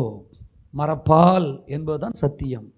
ஆக இதெல்லாம் ஒரு டெம்பரவரி சுயநீதி உலகத்தில் இருக்கக்கூடியது. ஆனால் கர்த்தராகிய இயேசு ராஜாவுடைய அந்த இரக்கம், அவருடைய அந்த கருவறை, அவர் உன்னை சுமந்த அந்த சுமை, அவருடைய காருண்யங்கள், அது அனாதி காலம் உடையது. அனாதி காலமாய் அவரை நினைத்திருந்தார். ஆண்டவரே, நான் எவ்வளோ பெரிய அருவருப்புகளெல்லாம் செஞ்சுருக்கிறேன் ஆண்டவரே, ஆனால் நீங்கள் என் பக்கத்தில் தான் இருந்திருக்கிறீங்க. என்னை அவர் மறந்துட்டு இருப்பாரே ஆனால் என்னை அனாதி காலம் முதல் என்னை தெரிந்து கொண்ட என் கர்த்தர் என்னை மறந்திருப்பாரே ஆனால், நான் தவித்த போது, நான் இந்த உலகத்தில் இந்த உலகம் என்னை உதறிவிட்ட போது என்னை அவர் ரட்சித்திருக்க முடியாது. நான் பல நாட்கள் அழுதிருக்கிறேன். ஆண்டவரே, இனி எனக்கு வெக்கமாக இருக்குது ஏசப்பா, தயவுசெய்து சொல்கிறேன், கர்த்தரோடு வாழுங்கள், இயேசு ராஜாவோடு வாழுங்கள், இயேசு ராஜாவோடு வாழுங்கள். அவருடைய சந்திப்பு மாறாதது. அவருக்கு நீங்கள் தேவை, அவரோடு கூட வாழுங்க. ஆக இந்த அனாதியினுடைய அன்பு, அவருடைய சந்திப்பு எப்படிப்பட்டது என்றால், 7ஆம் வசனத்தை வாசிக்கும்போது, என் இளவயதின் பாவங்களையும் என் மீறுதல்களையும் நினையாதிரும் கர்த்தாவே, உம்முடைய தயவு நிமித்தம் என்னை கிருபையின்படியே நினைத்தருளும். ஆண்டவரே, உம்முடைய கிருபையின்படியே நினைங்க, என் இளவயதின் பாவங்களையும் என் மீறுதல்களையும் நினையாதீங்க. அதாவது அவர் நினையாதீங்க அப்படின்னு அவர் இங்கே தாவீது ஜெபிக்கிறார். அப்படின்னா என்ன அர்த்தம்னா, அவர் அந்த பாவங்களை அவர் நினைக்கவில்லை. இளவயதின் பாவங்களும் அந்த மீறுதல்களையும் அவர் நினைக்கவில்லை. அவர் மாத்திரம் அந்த பாவங்களை நினைப்பாரேயானால் நான் எனக்கு நிற்க முடியாது. ஆக கர்த்தருடைய கிருபை என்பது என் பாவங்களை பாராமல், என் மீறுதல்களை நினையாமல், என் அக்கிரமங்களை அவருடைய சிந்தனையில கொண்டு வராமல் என்னை ஆதரித்தாரே, அதுதான் கிருபை. ஒருவேளை பிசாசு என்ன செய்வான்னா, உன் பாவங்களை கண்மடி கொண்டு வந்து, நீ என்னடா பெரிய உத்தமம் மாதிரி இருக்கிற, நீ என்ன பெரிய இது மாதிரி இருக்கிற, நீ எல்லாம் இந்த பாவத்தில் நீ செய்யலையா அப்படின்னு உங்களுக்கு ஒரு எதிர்மறையான கேள்வி வருது அப்படின்னா, நீங்கள் கிருபையை விட்டு விலகி இருக்கிறீர்கள். ஆண்டவரே, என் பாவத்தை நீ பாராமல் என்னை அணைக்கிறவர், என்னை சந்தித்தவர், நீர் மாறாதவர் என்று சொன்னால் நீங்கள் கிருபையிலே நிற்கிறீர்கள். நான் மறுபடியும் உங்களுக்கு சொல்லுகிறேன், உங்கள் பாவத்தை உங்கள் கண்முன் கொண்டு வந்து, இந்த பாவத்தை செய்த நீ ஒரு பாவியான மனுஷன், நீ சர்ச்சுக்கு தான் வர, நீ இந்த பாவத்தை நீ செய்றியே, நான் உங்கள் அன்பாய் சொல்லுகிறேன், இந்த எண்ணங்கள் உங்களுக்குள்ளே வறுமையானால் நீங்கள் கிருபையை புரிந்து கொள்ள முடியாதபடிக்கு தடுமாறுகிறீர்கள். இப்போ நேற்று வரைக்கும் நீ ஜோமானந்து இருப்ப, நல்லா கவனிக்கணும். இன்னைக்கு உனக்குள்ள ஒரு ஜபாவி, ஒரு உணர்வு ஏற்படும். ஆமாம், நேற்று வரைக்கும் நீ பண்ணல, அப்போ கர்த்தர் உன்னை என்ன பண்ணி தண்டிச்சிருப்பாரு, உன் மேலே கர்த்தருக்கு ஒரு கோபம் இருக்குமே, அப்படிலாம் எதிர்மறையான காரியங்கள் வருவது என்பது நீங்கள் கிருபையை பற்றி கொள்ளாமல் இருக்கிறீர்கள். அன்பான தேவஜனமே, நீங்கள் தேவனுடைய சமூகத்தில் வந்து இந்த கிருபையை நீங்கள் உணர்ந்திருப்பீர்களே ஆனால், நேற்று வரைக்கும் நான் விழுந்து போயிருக்கலாம், ஆனால் இன்றைக்கு நான் எழுந்து விட்டேன். அல்லேலூயா சொல்லுங்க பார்க்கலாம். இன்றைக்கு நான் எழுந்து விட்டேன். இன்றைக்கு என் கர்த்தர் என்னை வந்து சந்தித்திருக்கிற இந்த சந்திப்பை நான் உறுதிப்படுத்துகிறேன். அவர் என்னை சந்தித்திருக்கிறார். கர்த்தர் உன்னை சந்தித்திருக்கிற சந்திப்பை நீ மகிமைப்படுத்துவே ஆனால், உன்னை சந்திக்கிற எல்லாருடைய கண்களுக்கு முன்பாக உன்னை மகிமைப்படுத்துவார். நான் மறுபடியும் சொல்லுகிறேன், கர்த்தர் உன்னை சந்தித்திருக்கிற சந்திப்பை நீ உறுதிப்படுத்துவாய் ஆனால், உன்னை சந்திக்கிற எல்லாருடைய கண்களிலும் உனக்கு கர்த்தர் மகிமையாத்தான் உன்னை நிறுத்துவாரே தவிர, இன்னைக்கு எத்தனையோ பேருக்கு வெக்கம் அவருடைய முகத்தை சூழ்கிறது, அவமானங்கள் அவருடைய தலையை மூடுகிறது. அதற்கு காரணம் என்னவென்று சொன்னால், கர்த்தர் என்னை சந்தித்திருக்கிறார் என்பதை அவர்கள் மறுதலிக்கிறார்கள். அவங்க காலையில் இருந்து ஜெபிக்கலை அப்படின்னாவே கர்த்தர் அவங்களை சந்திக்கலைன்னு அர்த்தம். வரங்கள் இன்னைக்கு பயங்கரமாக செயல்படுங்க. உங்களுக்கு அன்பாய் சொல்கிறேன், வரங்கள் வந்து தேவன் நம்ம மேலே வைத்திருக்கிற கிருபை வரங்கள்லாம் மாறாதவைகள் தான். ஆனால் இந்த அதிகாலையில் நீங்கள் போய் நிற்கும்போது என்னை கர்த்தரை சந்தித்த அந்த சந்திப்பை கனப்படுத்துவது. இப்போ உதாரணத்துக்கு இன்றைக்கி அதாவது வாலிபர்கள் எல்லாம் இன்றைக்கி அரசியலில் பயங்கரமாக ஈடுபடுறாங்க.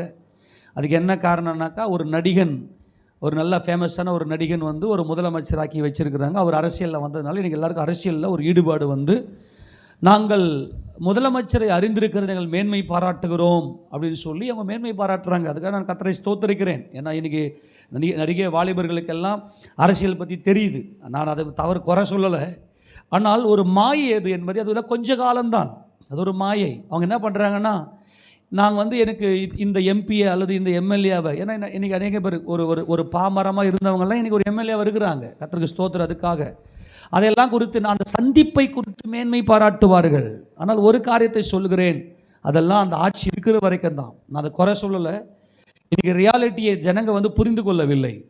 அதே போல் நான் உங்களுக்கு சொல்கிறேன், இன்றைக்கி எத்தனையோ பேர் என்ன பண்ணுறாங்கன்னா, கர்த்தரை அறிந்திருக்கிறதை, கர்த்தர் வந்து உன்னை சந்தித்திருக்கிறார் என்பதை நீ கனப்படுத்தாததுனால, இந்த கிருபையை அலட்சியம் பண்ணதுனால தான் இன்றைக்கி நீ தலைகுனிவு. நீ ஒவ்வொரு நாளும் காலையில் போயிட்டு இந்த கிருபையை மாற்ற நீங்கள் நிலைத்திருங்க. உங்களுக்கு நித்திய ஜீவன் நிச்சயம். இது அனாதி காலம் முதல் இது வந்திருக்கிறது. அன்பான தேவஜனமே, இன்னொரு வசனத்தை கூட வாசிங்க. ஒரு மனுஷன் கிருபையில் நிலைத்திருப்பானே ஆனால் அவனுக்கு எப்படிப்பட்ட ஆசீர்வாதங்களை எல்லாம் தேவன் கொடுக்கிறார். 143வது சங்கீதத்தில் 143வது சங்கீதத்தில் இதை நீங்கள் பார்த்து நான் முதல்ல ஒன்று நீங்கள் வாசிக்கணும். முதல்ல 2வது வசனத்தை வாசிங்க பார்க்கலாம். ஜீவனுள்ள ஒருவனும் உமக்கு முன்பாக நீதிமான் அல்லாததினாலே அடியேனை நியாயந்திருக்க பிரவேசி. இதாங்க கிருபையினுடைய உச்சம். கிருபையினுடைய மேன்மை என்னன்னா, என்னை பற்றி இன்றைக்கி எத்தனையோ பேர் இன்றைக்கி குறை சொல்லலாம். ஆண்டவரே, இன்றைக்கி என்னை பற்றி எவ்வளோ பேர் குறை சொல்லலாம். இன்றைக்கி நான் செஞ்ச பாவத்தை எடுத்து காட்டலாம். ஆனால் ஒன்று மாத்திரம் நிச்சயம், ஜீவனுள்ள ஒருவனும் உமக்கு முன்பாக யார் கிடையாது, நீதிமான் கிடையாது. ஆண்டவரே, என்னை நியாயந்திருக்க பிரவேசியாதையும். நான் அன்பாய் சொல்லுகிறேன், கிருபையை ஒரு மனுஷன் என்னைக்கு உணர்றானோ அன்னைக்கு தான் அவன் நியாயத்தீர்ப்பின் மேலே அவனுக்கு வாஞ்சை ஏற்படும். என் பிதாவாகிய தேவன் உலகத் தோற்றத்துக்கு முன்பதாகவே அனாதி காலம் முதல் என் கர்த்தருக்குள்ளே என்னை அவர் தெரிந்து கொண்டார். இப்பொழுது கிறிஸ்துவுக்குள்ளாக என்னை என் மகனே என்று சொல்லி என்னை பேர் சொல்லி அழைக்கப் போகிறார். ஆண்டவரே, நான் செஞ்ச பாவத்தின் நிமித்தம் மாத்திரம் என்னை நியாயந்திருத்து விடாதேயும். ஏன்னா ஒருத்தனும் உங்களுக்கு நீதிமான் கிடையாது. நீ மாத்திரம் ஆண்டவரே பாவியை நான் சங்காரம் பண்ண போகிறேன்னு நீங்கள் எழுந்தீங்கன்னா யார் ஆண்டவரே நிற்பான்? யார் ஆண்டவரே நிற்பான்? நீதிமான் ஒருவனாகிலும் இல்லை, கர்த்தரை தேடுகிறவன் இல்லை, உணர்வுள்ளவன் இல்லை. ஆண்டவரே, எல்லாரும் வழி விலகி யாகமாய் கெட்டு போனோம். அதனால் கிருபையினுடைய மேன்மையே ஒரு மனுஷன் உணர்ந்திருப்பானே. ஆனால் நான் வந்து நீதிமான் கிடையாது. ஆனால் உம்முடைய இரக்கத்தின்படி நீங்கள் என்ன செய்யுங்க, என் மேலே இரக்கம் வைங்க, என் மேலே கிருபை வைங்கன்னு சொல்லிட்டு 8வது வசனத்தை வாசிங்க பார்க்கலாம். அதிகாலையில் உமது கிருபையை கேட்க பண்ணும். நல்லா கவனிங்க. உலகத்தில் இருக்கக்கூடிய எல்லா ஜனங்களும் இன்றைக்கி வாழ்ந்து கொண்டிருக்கிறாங்களே, அவங்க எல்லாருமே வந்து இயேசு ராஜாவுடைய பொதுவான கிருபை. அது தேவன் வந்து மனுஷனை சித்தம் கொண்டு விட்டார். மனுஷன் எல்லாம் பாவத்தில் தான் பிறக்கிறான். என் தாய் என்னை பாவத்தில் கர்ப்பந்தரித்தால் நான் துர்குணத்தில் உருவானேன் என்பதுதான் மனிதனுடைய வாழ்க்கை. மனிதன் பாவத்தில் கர்ப்பந்தரிக்கப்படுகிறான். என் தாய் என்னை பாவத்தில் கர்ப்பந்தரித்தால் நான் துர்குணத்தில் உருவானேன். நீ எப்படி தேவனுக்கு பிள்ளையாக முடியும்?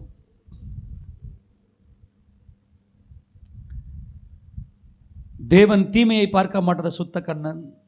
தேவன் பரிசுத்தராக இருக்கிறார். மனுஷரில் கண்டிராதவர், காணக்கூடாதவர். என் தாய் என்னை பாவத்தில் கர்ப்பந்தரித்தால் நான் துர்குணத்தில் உருவானேன். இது ஒரு பெரிய மகா பாபிலோன்.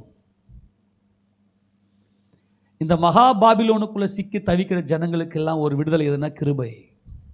ஒரு மனுஷன் கிருபையை உணர்ந்துட்டானாக்கா இந்த மகா பாபிலோன் விட்டு வெளியே வந்துடலாம். இந்த மகா பாபிலோன் இது மனிதனுக்குள்ளே வந்த நாள் முதற்கொண்டு அவன் ஒரு சிறையிருப்புக்குள்ளாக போகிறான். சிறையிருப்பில் இருக்கிற சியோன் குமாரத்தியே உன்னை விடுவித்துக்கொள். சிறையிருப்பில் இருக்கிற சியோன் குமாரத்தியே உன்னை விடுவித்துக்கொள். இந்த மகா பாபிலோனுக்குள்ள அவன் என்ன செய்கிறான்னாக்கா, நான் பாவத்தில் கர்ப்பந்தரித்தால், என் தாய் என்னை பாவத்தில் கர்ப்பந்தரித்தால் நான் துர்குணத்தில் உருவானேன் என்கின்ற வெளிச்சமே இல்லாமல், பாவத்தை குறித்த ஒரு தெளிவு இல்லாமல், பாவத்தை குறித்த ஒரு உணர்வு இல்லாதவன் தான் என்ன பண்ண மாட்டான்னா அதிகாலை ஜெபத்துக்கு போக மாட்டான். மகா பாபிலோனுக்குள்ளே சிக்கி தவிக்கிறவன் அதிகாலை ஜெபத்துக்குள்ளே போக முடியாது. நான் இருப்பது ஒரு பாபிலோனுக்குள் இருக்கிறேன், இந்த மகா பாபிலோனிலிருந்து நான் விடுதலையாக்க விரும்புகிறேன் என்று சொல்லி ஒரு விடுதலைக்காக சிறையிருப்பிலிருந்து மீட்க தாகம் இருக்கிறவன். இது தேவனே கொடுக்கிறார். தேவனே இந்த அதிகாலை ஜெபத்தை கொடுத்து, ஏன்னா நீ எத்தனை கோடி பணம் சம்பாதிச்சாலும் அந்த கோடி உங்க கூட வரப்போறதில்ல. நம்ம ஆட்கள் சொல்லுவாங்க, ரொம்ப ஹார்ட் ஒர்க் பிரதர், பயங்கரமான வலிகள், பயங்கரமான வேதனை, உடம்பெல்லாம் வலியாக இருந்துச்சா என்னால் எழுந்துக்கவே முடியல. அதான் சொல்கிறேன், இன்றைக்கி மொபைல் ஃபோனை பற்றி நான் இப்போ சில நாளாக நான் ஆராய்ச்சி பண்ணி கொண்டிருக்கிறேன். இந்த மொபைல் ஃபோன் ஒரு மனிதனுக்குள்ளே என்னென்னலாம் பண்ணுது, எப்படிப்பட்ட சிறையிருப்புக்குள்ளே கொண்டு போகுது என்பதை குறித்து நான் பார்த்து கொண்டிருக்கிறேன். ஐயோ, இது பயங்கரம். இன்றைக்கி மொபைல் ஃபோனில் இன்றைக்கி மணிக்கணக்கான நேரத்தை செலவழித்து இந்த கேமில் மாட்டிக்கின்னு, இந்த வாலிப பிள்ளைங்க கேமில் மாட்டிக்கின்னு அந்த பிள்ளைங்களால் வெளியே வர முடியாத ஒரு பயங்கரமான வலை கேம். அது மாத்திரமல்ல, இன்றைக்கி பொதுவாகவே பார்த்தோன்னா இந்த மகா பாபிலோனுடைய செக்ஷுவல் அந்த இம்மார்டல், அது பயங்கரமான அது பாவம், செக்ஷுவல் அந்த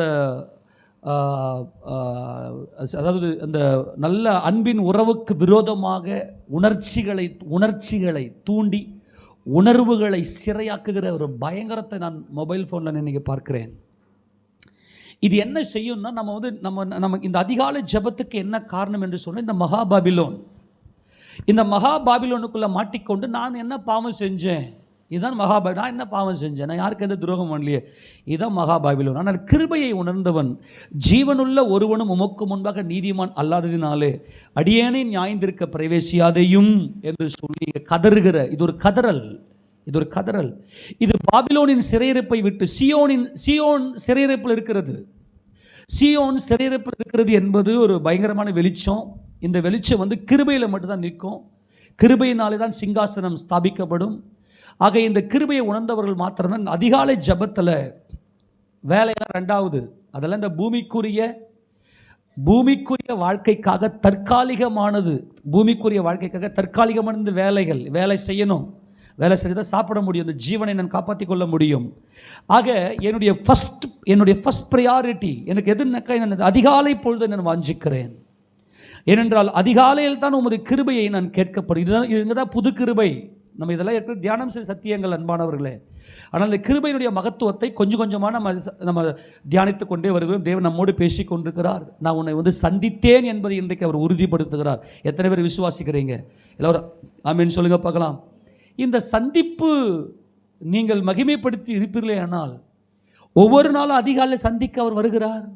பகலிலே குளிர்ச்சியான வேலை, இதுதான் ஆதாம் தவற விட்டு விட்டான். பகலில் குளிர்ச்சியான வேலையில் கர்த்தர் வந்தால் ஓடி ஒளிஞ்சிக்கணும். இன்றைக்கி எத்தனை பேர் ஓடி ஒளிறீங்க? நான் யாரையும் குறை சொல்லலை. நீ ஓடி ஒளிறன்னா நீ நிர்வாணி. மகா பாபிலோனுக்குள்ளே சிக்கி தவிக்கிறாய். இந்த சிறையிருப்பை விட்டு உன்னால் வெளியே வர முடியவில்லை. அன்பான தேவஜனமே, நீ சியோனின் சிறையிருப்பு வெளியே வர வேண்டுமென்றால் முதல்ல கிருபையை உணர்ந்து கொள்ளுங்க. பரிசுத்தர் தேவகுமாரன் என்னை வந்து சந்தித்திருக்கிறார். இந்த அதிகாலையில் தான் உமது கிருபையை நான் கேட்க பண்ணும்படி செய்கிறீர். உம்மை நம்பி இருக்கிறேன். நான் நடக்க வேண்டிய வழி எனக்கு காண்பியும்.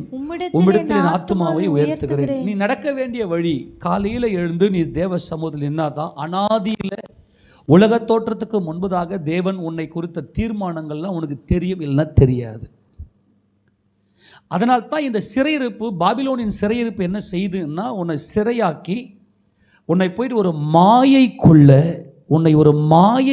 உன்னை சிக்கி தவிக்க வச்சு, இன்றைக்கி ஒரு வாலிப பிள்ளை என்ன பண்ணுறான்னா வாட்ஸ்அப்பில் சாட் பண்ணுறான். உங்களுக்கு ஒரு அன்பாய் சொல்கிறேன், அன்பான தேவ ஜனமே, தேவ பிள்ளையே, உங்களுக்கு எதனா தேவை அப்படின்னா ஒரு ஃபோன் பண்ணி என்னன்னு பேசிக்குங்க. இப்போ பேனாவெல்லாம் எழுதுகிற பிள்ளைங்களை அப்படி கீழே போட்டு என்னை கவனிங்க, வாலிப பிள்ளைங்களை என்னை கவனிங்க. அல்லது வாட்ஸ்அப்பில் அல்லது ஃபேஸ்புக்கில் அல்லது இன்ஸ்டாவில் நீங்கள் சாட் பண்ணக்கூடியலாம் இருப்பீங்கன்னா, இந்த மகாபாபிலோனை விட்டு வெளியே நான் ஒரு பாவியாக இருக்கிறேன். எக்காரணத்தை கொண்டும் நீங்கள் என்ன செய்யாதீங்க அப்படின்னா, இந்த சாட்டிங்கை வந்து முதல்ல நீங்கள் நிறுத்துங்க. ஹாய், என்ன பண்ணுற, நான் உட்காந்து தான் இருக்கிறேன், சாப்பிட்டியா, அதில் வேறு ஷார்ட்கட் வேறு நிறைய, சாப்பிட்டியா. இந்த மெசேஜ் பண்ணுறத, இந்த சாட் பண்ணுறத தயவு செய்து நிறுத்திக்குங்க. ஒருவேளை நீங்கள் ஏதாச்சும் உங்கள் நண்பர்களோடு பேசணுன்னா, நல்ல சிநேகிதர்கள் இருப்பாங்கன்னா, ஒரு ஆவிக்குரிய சிநேகிதர் இருப்பாங்கன்னா, நீங்கள் பேசணுன்னா நீங்கள் ஒரு ஃபோன் கால் போட்டு சாப்பிட்டியா, எங்கே இருக்கு, நல்லா இருக்கிறீங்களா, ஜெபம் பண்ணீங்களா, என்ன விசாரித்து அப்போடு நிறுத்திக்கங்க. உங்களுக்கு நான் அன்பாய் கேட்டுக்கொள்ளுகிறேன், இந்த சாட் மாத்திரம் நீங்கள் பண்ணுறத நிறுத்துவீங்கன்னா அது உங்கள் வாழ்க்கையில் ஒரு பெரிய பிரகாசமாக இருக்கும். இன்றைக்கி இந்த மகாபாபிலோன் மாயைக்குள்ளே சிக்கி தவித்து நம்முடைய மூளை நரம்புகள்லாம் பாதிக்கும்படியாக வச்சு, இந்த அதிகாலை பகலில் குளிர்ச்சியான வேளை அவன் அன்றைக்கு ஓடி ஒளிந்தான். இன்றைக்கு எத்தனையோ பேர் இன்றைக்கு அந்தகாரத்தில் இருக்கிறீர்கள். உங்களால் போயிட்டு தேவனுடைய சமூகத்தில் அதிகாலையில் போய் நிற்க முடியல. நீ 4 மணிக்கு எழுந்து கண்டினியூ ஜெபிக்கிற ஒரு ஆளாக இருப்பீங்கன்னா, 3 மணிக்கு ஏதோ ஒரு வேலை செஞ்சுட்டு படிப்பீங்கன்னா, 4 மணிக்கு ஷார்ப்பாக எழுந்துக்கிற அந்த பழக்கத்தை வரவேற்று கொள்ளுங்க. அவன்தான் கர்த்தர் உன்னை சந்தித்திருக்கிற இந்த சந்திப்பை உறுதிப்படுத்துகிறான். அன்பான தேவஜனமே, கர்த்தர் உன்னை சந்தித்திருக்கிறார். அவர் உன்னை சந்தித்திருக்கிற இந்த கிருபையில் நீங்கள் நிலைத்திருங்கள் என்று சொல்லி இங்கே வேதம் சொல்லுகிறது. ஆக நீ நடக்க வேண்டிய வழி, அன்னன்னைக்கு நீ நடக்க வேண்டிய வழியில் கர்த்தர் உன்னை நடத்த வேண்டுமேயானால், அந்த வழியில் நீங்கள் கடந்து போக வேண்டுமேயானால், கர்த்தர் உங்களோடு கூட அவர் உங்களை உயிர்ப்பிக்க வேண்டுமேயானால், இந்த கிருபையில் நிலைத்திருங்க. இந்த புறப்படுதல், இந்த அனாதி பந்தம், இந்த அனாதி பந்தம் என்பது நீ இன்னைக்கு இந்த உலகத்தில் இருக்கக்கூடிய என் சித்தப்பா என்னை கூப்பிட்டாரு, என் மாமா என்னை கூப்பிட்டாரு, என்னுடைய பெரியப்பா என்னை கூப்பிட்டாரு அப்படின்னு சொல்லி இந்த சந்திப்பை நீங்கள் கனப்படுத்துறீங்க, ஒரு மாயான சந்திப்பை. ஆனால் இந்த பந்தம், எனக்கும் என் கர்த்தருக்கும் இருக்கக்கூடிய பந்தம், அது அனாதி நாட்கள். அந்த பந்தம், அதுதான் சொல்லிட்ட, கர்த்தரோடு கூட வாழுங்கள்னு. கர்த்தரோடு கூட வாழுங்க. இது இது இது இது ஒரு சாதாரண பந்தம் இல்லை, ஒரு தெய்வீகம் இருக்கிறது. இந்த நித்திய பந்தத்தை கனப்படுத்துங்கள். எல்லா சூழ்நிலையுமே கர்த்தரை கனப்படுத்துங்கள், கர்த்தரை உயர்த்துங்கள். இதை தான் ஆண்டவர் ஜெபம் பண்ணும்போது, கர்த்தர் ஜெபம் பண்ணும்போது யோவான் சுவிசேஷம் 17ஆம் அதிகாரத்தில் 24வது வசனத்தை வாசிங்க. 17:24. பிதாவே, உலக தோற்றத்துக்கு முன், இந்த உலக தோற்றத்துக்கு முன் என்பதுதான் இந்த அனாதி.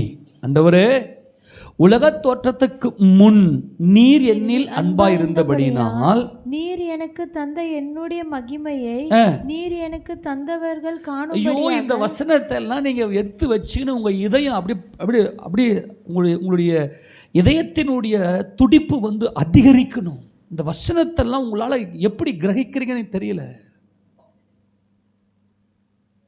இந்த சந்திப்பு, கர்த்தர் நம்மை சந்தித்திருக்கிற இந்த சந்திப்பு, பாருங்களேன், நீர் எனக்கு தந்த என்னுடைய மகிமையை நீர் எனக்கு தந்தவர்கள் காணும்படியாக.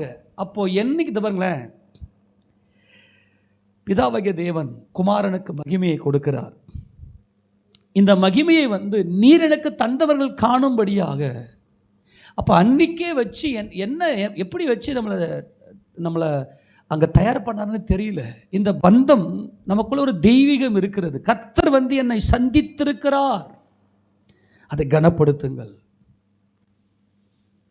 நீர் எனக்கு தந்தவர்கள் காணும்படியாக நான் எங்கே இருக்கிறேனோ அங்கே அவர்களும் என்னுடனே கூட இருக்க விரும்புகிறேன். ஆண்டவரே, இந்த கிருபையை, இது மாபெரும் கிருபை, இது மாபெரும் கிருபை.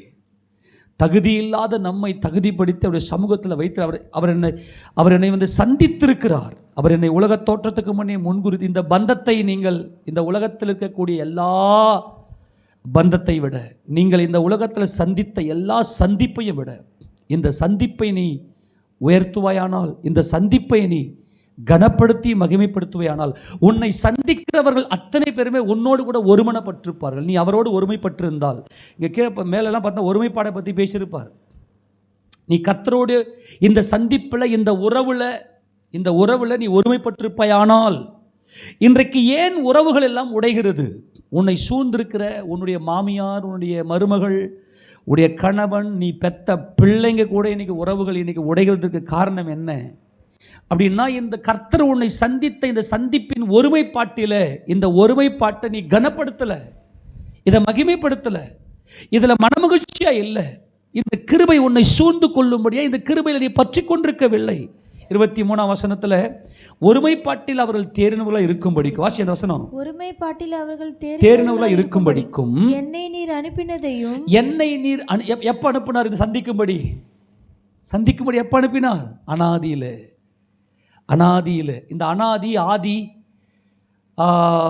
யோவான் சுவிசேஷம் 1 இருக்கிற ஆதி, ஆதியாகமம் 1:1 இருக்கிற ஆதி, இதெல்லாம் நம்ம தியானம் பண்ணியிருக்கிறோம். இதெல்லாம் உங்களுக்கு புரியும் என்று நான் கர்த்தருக்குள்ளே விசுவாசிக்கிறேன். ஒருமைப்பாட்டில் அவர்கள் தேர்ந்தல் இருக்கும்படிக்கும் நீர் என்னை அனுப்பினதையும், எதுக்கு அனுப்பினார்? என்னை சந்திக்கும்படியாய். அல்லேலூயா. என்னை சந்திக்கும் போது அவரோடு கூட ஒரு பந்தம் ஏற்பட்டது, அவரோடு கூட பந்தம்.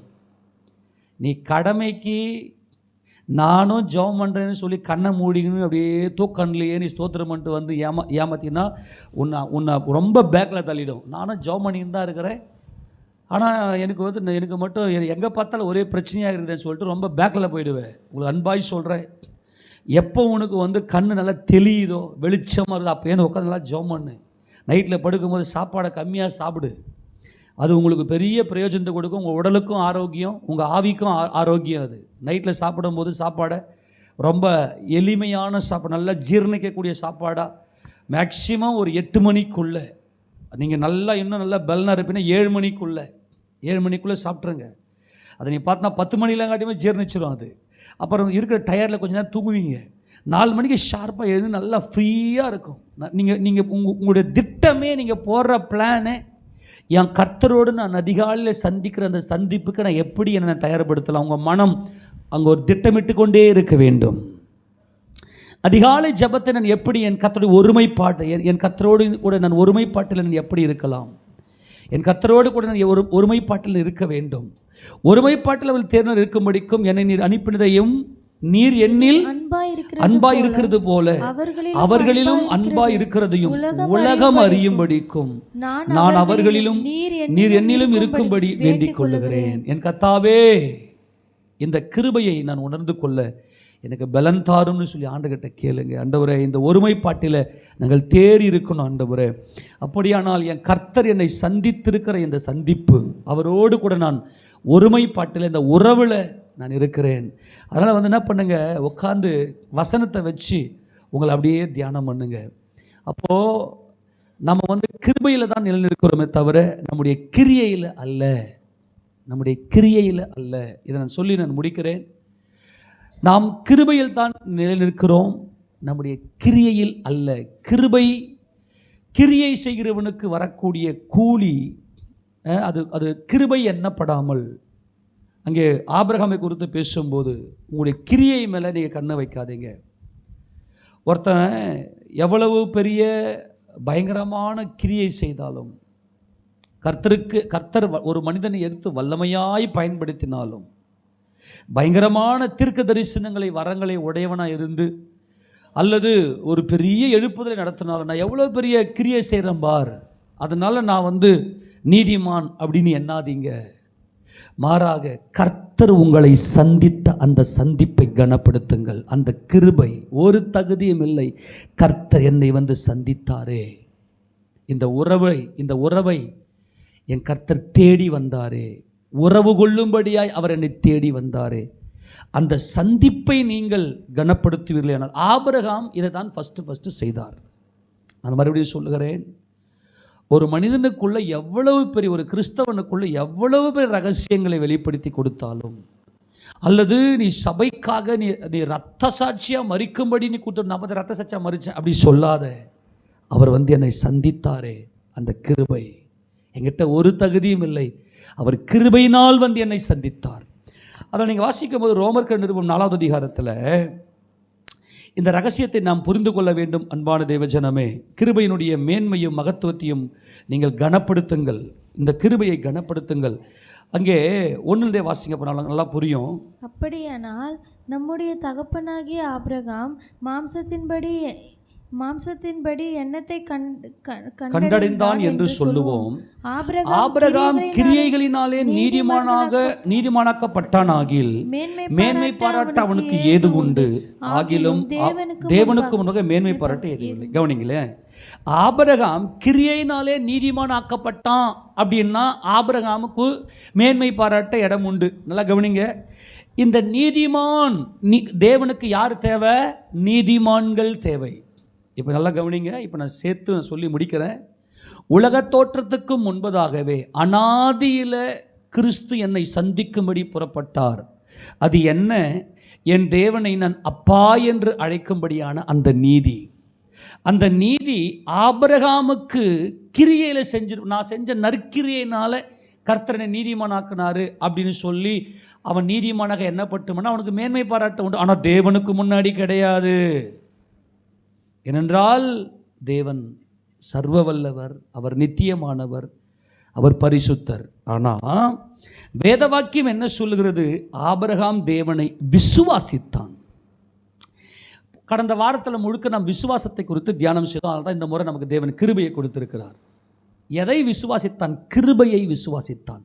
என்னை வந்து சந்தித்த என் கர்த்தரை விசுவாசித்தான். ஆபிரகாம் ஊர் என்கிற கல்தேரு பட்டணத்தில் அவர் இருந்தபோது கர்த்தர் ஆபிரகாமை சந்தித்தார். ஆமென் சொல்லுங்க பார்க்கலாம். எங்க சந்தித்தார்? எங்க போய் சந்தித்தார் ஆபிரகாமை? இந்த கிருபையை விசுவாசித்தான். என் கர்த்தர் என்னை தேடி வந்திருக்கிறார், நான் தகுதி இல்லை. ஆபிரகாமை கர்த்தர் ஊர் என்கிற கல்தேரு பட்டணத்தில் அவன் வீட்டிலேயே போய் சந்தித்தார். இந்த உறவு என்னை தேடி வந்த உறவு. ஹல்லேலூயா! என்னை தேடி வந்த இந்த உறவு, இந்த சந்திப்பை கனப்படுத்துங்கள் அன்பான தேவஜனமே. ஆபிரகாம் தேவனை, கர்த்தரை விசுவாசித்தான். அதை தான் அவர் அவனுக்கு நீதியாக எண்ணின. உன்னை வந்து சந்தித்த இந்த கிருபையை விசுவாசியுங்கள் என்றால் அதை உங்கள் இருதயத்தில் மேன்மைப்படுத்துங்கள். அதுவே உங்களுடைய இருதயத்தின் பிரதானம். இந்த அன்புதான் உங்களை கர்த்தர் வந்து சந்தித்திருக்கிற இந்த சந்திப்பு தான் பிரதானம். ஆபிரகாம் கர்த்தரை விசுவாசித்தான், தேவனை விசுவாசித்தான். அதை தான் அவர் அவனுக்கு நீதியாக எண்ணினார். அன்பான தேவஜனமே, நாம் கர்த்தரை மத்திய ஆகாயத்தில் சந்திக்க போகிறோம். கர்த்தரை மத்திய ஆகாயத்தில் சந்திக்க போகிறோம். யார் யாரெல்லாம் இந்த சந்திப்பை, இந்த உறவை சந்திப்பு என்பது உறவு. ஒரு நாளைக்கு நம்ம எத்தனையோ பேரை பார்க்குறோம், ஆனால் யாரிடத்திலும் பேசுவது கிடையாது, பழகுவது கிடையாது. சந்திப்பு என்பது கர்த்தர் நமக்குள் ஒரு தாக்கத்தை ஏற்படுத்தி நம்மோடு பேசி நம்மோடு பழகி நம்முடைய நிலையை மாற்றினவர். இது உறவு. யார் யாரெல்லாம் அதிகாலையில் இந்த உறவை புதுப்பித்து இந்த உறவில் பெருகுகிறார்களோ அவர்கள் மத்திய ஆகாயத்தில் சந்திப்பார்கள். அதுக்கு தான் இந்த கிருபை. உங்களுடைய ஒரே ஒரு பிரதானமே இந்த சந்திப்பில் அகமகிழ்வது. அதிகாலை நேரத்தில் இந்த சந்திப்பில் அகமகிழ்வது. நல்லா புரிந்து கொள்ள வேண்டும். ஆபிரகாம் உலக தோற்றத்துக்கு முன்பதாகவே என்னை சந்திக்கும்படி புறப்பட்டவர். நான் கல்தேரு பட்டணத்திலே, நான் ஊர் என்கிற பட்டணத்தில் இருந்தபோது என் கர்த்தர் என்னை சந்திக்க வந்தார். மகிமையின் கர்த்தர் என்னை சந்திக்க வந்தார். இந்த கிருபையை ஆபிரகாம் விசுவாசித்தான், அதை அவர் அவனுக்கு நீதியாக எண்ணினார். கிருபையினாலே விசுவாசத்தை கொண்டு ரட்சிக்கப்பட்டீர்கள். இது உங்களால் உண்டானதல்ல, இது தேவனுடைய ஈவு. கரங்களை தேவன் சொல்லாமா? அன்பான தேவஜனமே, ஒருவனும் பெருமை பாராட்டாதபடி, இதுதான் இங்கே சொல்றார். ஆபிரகாம் தேவனுக்கும் மேன்மை பாராட்ட முடியாதுன்னு சொல்லிட்டாரு. நான் இவ்வளோ ஊழியம் செஞ்சேன். அன்பான தேவஜனமே, நான் இப்போ உங்களுக்கு அன்பாய் சொல்கிறேன், பெரிய ஊழியங்கள், பயங்கரமான வரங்கள், அவர் பார்த்தீங்கன்னா ஓடிக்கினே இருப்பாருங்க. அவர் கர்த்தருக்கு இப்படியெல்லாம் ஊழியம் செஞ்சார். நல்லா கவனிங்க, அதெல்லாம் கிருபை தான். நீங்கள் என்ன நினைக்கக்கூடாதுன்னா, அவங்கெல்லாம் இப்படியெல்லாம் பயங்கரமாக இருக்கிறாங்க, இவங்க தான் கர்த்தருடைய வருகைக்கு போவாங்க போல இருக்குது அப்படின்னு நினச்சி உட்காந்துருப்பீங்க. ஆனால் சபையில் எங்கேயோ ஒரு மூலையில் இந்த கிருபையை பற்றி கொண்டு, அப்பா என்னை சந்தித்தீரே, என்னை சந்தித்தீரே, என்னை வந்து நீங்கள் தொட்டிங்களே, என் வாழ்க்கையை மாற்றினீங்களே, இந்த உறவு அநாதி பந்தம் எல்லாம் உள்ள அகமகிழ்ந்து கொண்டே இருப்பாங்க. அவங்க தான் சந்திக்க போகிறாங்க மத்திய ஆகாயத்தில் போய். அல்லேலூயா. அதை தான் இங்கே சொல்கிறாரு, நீ கிரியையை பார்த்துட்டு நீ விழுந்து போன, நீ கிருபையில் நிற்கிறன்னா. பவுல் சொல்லுவார், மற்ற எல்லாரை பார்த்து நான் அதிகமாகி ஓடினேன், ஆனால் நான் இல்லை, கிருபை என்னை ஓட வச்சுது. அல்லேலூயா. ஆனால் இன்றைக்கி கிருபையை மறுதளிக்கிற பொல்லாதவர்கள் இன்றைக்கி எத்தனையோ பேர் இருக்கிறாங்க. நான் ஒருத்தர்கிட்ட பேசினேன் கிருபையை பற்றி. கிருபெல்லாம் இல்லை, தேவனுடைய சத்துவத்தின் வல்லமை எனக்கு. ஏய் பொன்னாக்கு, அந்த சத்துவத்தின் வல்லமையே கிருபதாயா. எனக்கு வேறு ஊழியக்காரங்க பேசுகிறாங்க. நம்ம எல்லாம் இருக்கிறது கிருபை. கிருபையா? கிருபை எல்லாம் மற்றவனுக்கு.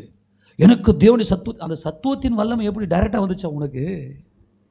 ஐயோ பாவம், எனக்கு கிரியை மேலே கண்ணு வச்சு கிரியைக்காரர்களால் விழுந்து போனவர்கள். நான் ஒரு அன்பாய் சொல்லுவேன், கிரியை மேலே கண்ணு வைப்பேன், நான் விழுந்து போனேன். நான் இவ்வளோ ஊழியம் செஞ்சேன், இவ்வளோ வல்லமையை நான் பயங்கரமாக கர்த்தர் வல்லமையாக பயன்படுத்துகிறாரு, நான் கர்த்தருக்கு இதை பண்ணேன் அதை பண்ணேன், அதனால் நான் தான் பரலோகத்தில் இருப்பேன், அதை பண்ணுறதே கிருபை தான். ஆனால் உன் கண் அது மேலே வேணாம், கிருபையின் மேல்.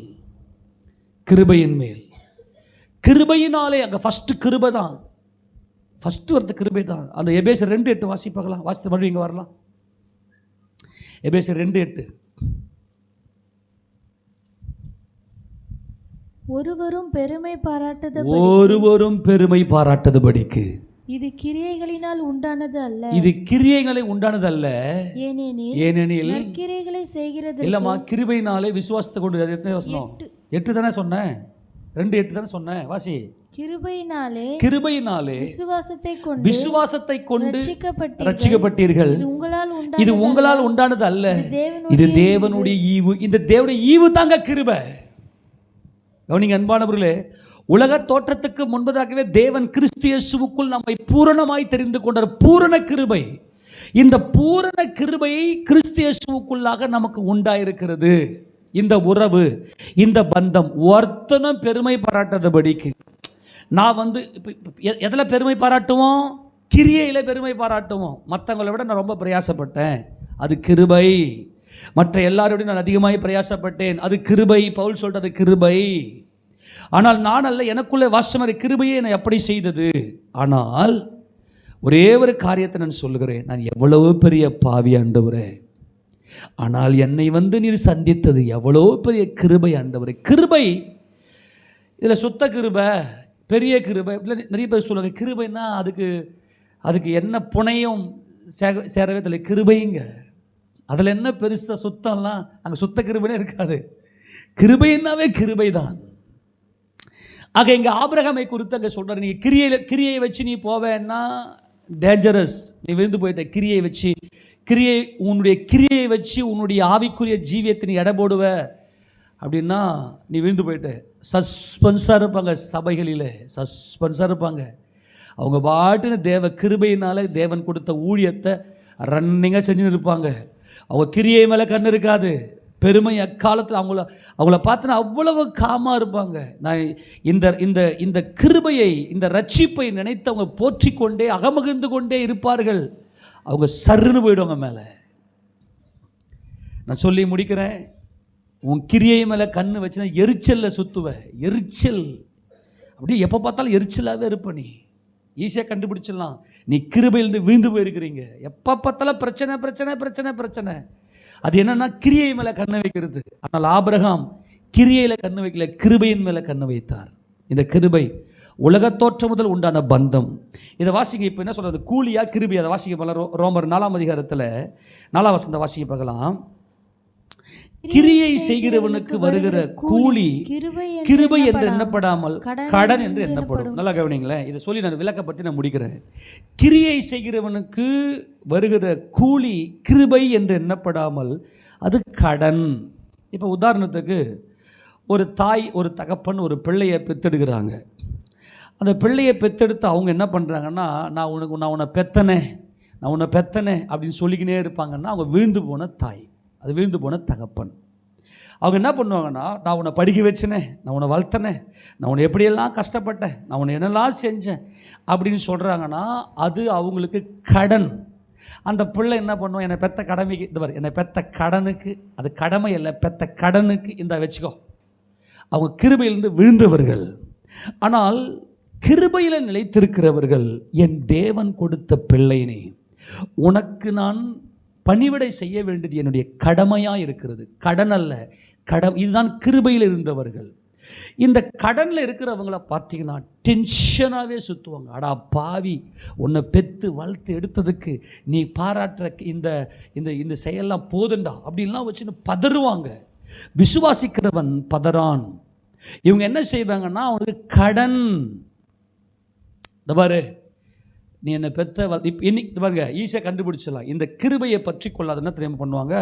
அந்த பிள்ளை இன்றைக்கி பார்த்தீங்கன்னா நம்ம ஊரில் நடக்கிற ஒரு பயங்கரம், உள்ளம் வலிக்கிற ஒரு பயங்கர காரியம் என்னென்னா, அவன் ஃபுல்லாக கஞ்சாவில் இருக்கிறான், அவன் போதையிலே இருக்கிறான். இந்த பாரு, நீ என்ன கேட்டு போ, மாதமான எனக்கு ஒரு அமௌண்ட்டு கொடுத்துரு. அவன் என்ன பண்ணுறான்னா, மாதமானா ஒரு 15,000 ரூபாய் சம்பாதிக்கிறான். 15,000 அவள் தான் போகிறான், 15,000 ரூபாய் சம்பாதிக்கிறான். அது ஒரு 3,000 ரூபாய் கையில் கொடுத்துட்டு வீட்டில் 12,000 ரூபாய் எடுத்து அவன் போதைக்கே செலவு பண்ணி அவன் என்ன பண்ணுறான், வீணாக போகிறான். அப்படி இருந்தும் அவங்க என்ன செய்கிறாங்கன்னா, இந்த பாரு, நான் உன்னை பெத்தண்டா, அதுக்கு ஒரு 3,000 ரூபாய் கொடுத்துட்டு போகிற எப்போடா, அதில் திருப்தி அடைஞ்சின்னு அந்த குடிகார பிள்ளையை வீட்டில் வச்சுக்கணும், கொஞ்சம் கூட கவலைப்படாமல். இதெல்லாம் ஒரு உலகத்தான் பண்ணுற ஒரு காரியம். ஆனால் ஒருத்தர் கிருபையை பற்றி கொள்வான், அது கடன் அல்ல, அது என் கடமை, அது கிருபை, என் தேவன் கொடுத்த உறவு. அங்கே முறுமுறுப்பே இருக்காது. கிருபையிலிருந்து விழுந்தவர்கள். நல்லா கவனிங்க, இது ரொம்ப முக்கியமான டிஃப்ரெண்ட். இந்த டிஃப்ரெண்ட் நல்லா புரிஞ்சுக்கணும். நல்லா கவனிங்க, ஒருவன் கிரியையின் மேலே கண் வைப்பானே ஆனால் அவன் கடனுக்காக அவன் போய் மற்றவங்களை குறை சொல்லிக்கினே இருப்பான். ஆனால் கிருபையின் மேலே தன் கண்ணை வைத்தவன், என் கர்த்தரனை தேடி வந்தாரே, எனக்கு ஒரு தகுதியும் இல்லையே, என் கர்த்தரனை தேடி வந்தாரே, இந்த கிருபை எவ்வளவு பெருசு. அப்போ இந்த குடும்ப வாழ்க்கை, இந்த உலக வாழ்க்கையை அவ்வளவு ஆனந்தமாக, அவ்வளவு மனமகிழ்ச்சி. ஏன்னா கிருபையோட சூழ்ந்திருக்கிறது. துன்மார்கனுக்கு அநேக வேதனைகள் உண்டு. அதான் பார்த்தோம் 32ஆம் சங்கீதம் 10ஆம் வசனத்தில், துன்மார்கனுக்கு அநேக, அவன் கடங்காரன், அவன் கடனை அவன் செஞ்ச அந்த கிரியைக்கு கடன், அவன் செஞ்ச கிரியைக்கு கடன் கேட்குறான். அவனுக்கு வேதனை இருக்கும், அதை திருப்பி கொடுக்கலன்னா வேதனை இருக்கும். இன்னைக்கு எத்தனை தாய் தகப்பனுங்க பெத்த பிள்ளைங்க மேலே வேதனை. இன்னைக்கு துன்மார்கனுக்கு அநேக வேதனைகள் உண்டு. ஆனால் கிருபையை பற்றி கொண்டவனை கிருபை சூழ்ந்து கொள்ளும். அவன் நீதிமானவன், அவன் கர்த்தருக்குள் எப்போதுமே மனமகிழ்ச்சியாக இருப்பான். அதனால் வீழ்ந்து போன ஆவிகளை விட்டு விலகி வந்துடுங்க. முடிஞ்சால் ஜெபிங்க. சில பேர் புலம்புவாங்க, வேதனை அவங்க மனசுக்குள்ளே அப்படியே ஹர்ட், எப்போ பார்த்தாலும் ஏதோ ஒரு காயம் அவங்கள காயப்படுத்திக்கினே இருக்கும். அதுக்கு அவங்க தான் காரணம், வேறு யாருமே கிடையாது. அவங்க என்னென்ன வீழ்ந்து போனவங்க, கிருபையிலிருந்து வீழ்ந்து போனவர்கள், கிருபையை உணராதவர்கள். அவங்க மனசுக்குள்ளே ஏதோ ஒரு வேதனை இருந்துக்கினே இருக்கும். நீங்கள் என்ன பண்ணணும்னா, அவங்கள பார்த்துட்டு என்னடா இது மாதிரி புலமீனுக்குதுங்களே அப்படின்னா சொல்லிட்டுலாம் நையாண்டி பண்ணாதீங்க. அவங்களுக்காக கர்த்தரை ஸ்தோத்திரம் பண்ணு, ஆண்டவரே இவன் கிருபையை சார்ந்து கொள்ள பலன் கொடு. ஒரு மனுஷன் கிருபையை சார்ந்தனா புலம்பத்தை விட்டுருவான். ஆபிரகாமுடைய வாழ்க்கையில் கிரியை செய்கிறவனுக்கு வருகிற கூலி கிருபை என்று எண்ணப்படாமல் கடன் என்று எண்ணப்படும். ஒருவன் கிரியை செய்யாமல் பாவியை நீதிமானாக்குவதிடத்தில் விசுவாசம் வைக்கிறவனா இருந்தால் அவனுடைய விசுவாசமே அவனுக்கு நீதியாக எண்ணப்படும். இதாங்க, கிருபையினாலே விசுவாசத்தை கொண்டு நீதிமான்களாக்கப்படுகிறார்கள். ஆக நாம் நீதிமான்களாக தேவனுக்கு முன்பதாக மற்ற ஜனங்களுக்கு மற்றவர்களுக்கு நாம் பணிவிடை செய்யக்கூடிய நீதிமான்களாக நம்ம நிற்கணும் அப்படின்னா விசுவாசம் ரொம்ப முக்கியம். அந்த விசுவாசம் கிருபையினாலே வந்தது. நல்லா கவனிக்கணும். ஃபஸ்ட்டு கிருபை தான் மேன்மையாக நிற்கும். கிருபையினாலே விசுவாசத்தை கொண்டு நாம் ரட்சிக்கப்பட்டோம், நீதிமான்களாக்கப்பட்டோம். இந்த நீதிமான்கள் அப்படின்னா யார் அப்படின்னா, நான் என் தேவன் எனக்கு பாராட்டின அந்த கிருபைக்காக நான் செய்கிற கடமை, இந்த கிருபையை உணர்ந்தவர்கள் கடமையாற்றுவார்கள். கடன்காரனாக நிற்க மாட்டாங்க. கடன்காரனாக நிற்கிறதுனா எதிர்பார்க்கறது. நான் உனக்கு இது செஞ்சேன்ல, பதிலுக்கு நீ எனக்கு இதை செய். அது கடன்காரன், அவன் சுயநீதிக்காரன். ஆனால் கிருபையில் இருக்கிறவர்கள் கடமையை செய்வார்கள். என் தேவன் கொடுத்த பந்தம், என் தேவனுடன் ஒருமை, இவங்க தான் நீதிமான்கள்.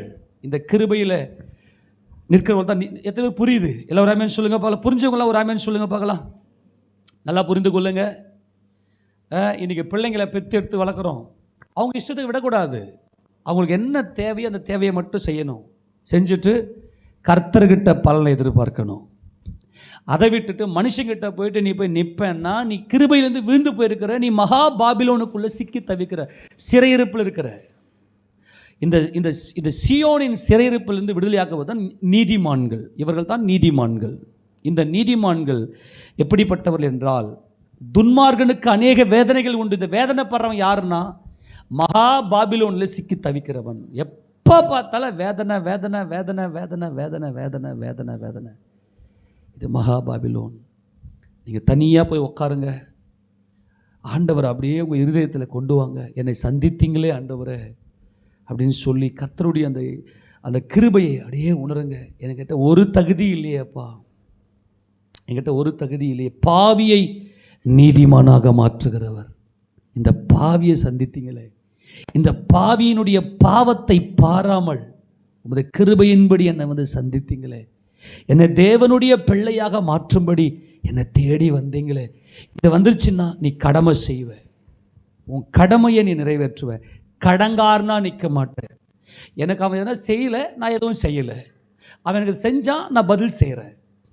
எனக்கு அவன் செஞ்சான், நான் பதில் செய்கிறேன். இப்படிப்பட்ட இந்த கடனாக இல்லாமல் அதை கிருபையில் நிலைத்திருங்க.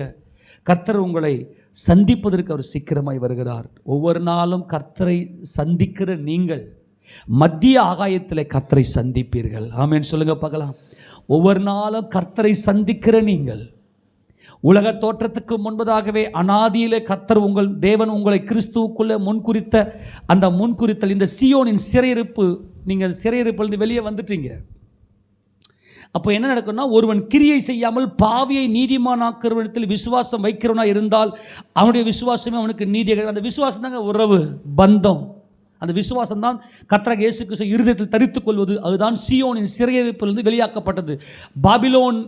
சியோன் பாபிலோன் குமாரனிடத்தில் சிறையிருக்கிற சியோன் குமாரத்தையே உன்னை விடுவித்துக்கொள். அந்த விடுவித்துக்கொள் என்பது கடன், பெத்த கடமை, உனக்கு செஞ்ச கடமை, அதை திருப்பி கொடுறா அப்படின்னு கேட்குறது. கர்த்தரை நம்பி நன்மை செய், தேசத்தில் கூடியிருந்து சத்தியத்தை மேய்ந்து கொள். யாரை நம்பி நன்மை செய்? கர்த்தரை நம்பி நன்மை செய் என்பது கிருபையை பற்றி கொண்டவன், கிருபையில் இருக்கிறவன். ஆனால் இந்த கடன்காரனுக்கு வேதனைகள் பெருகும். அவன் தான் துன்மார்க்க.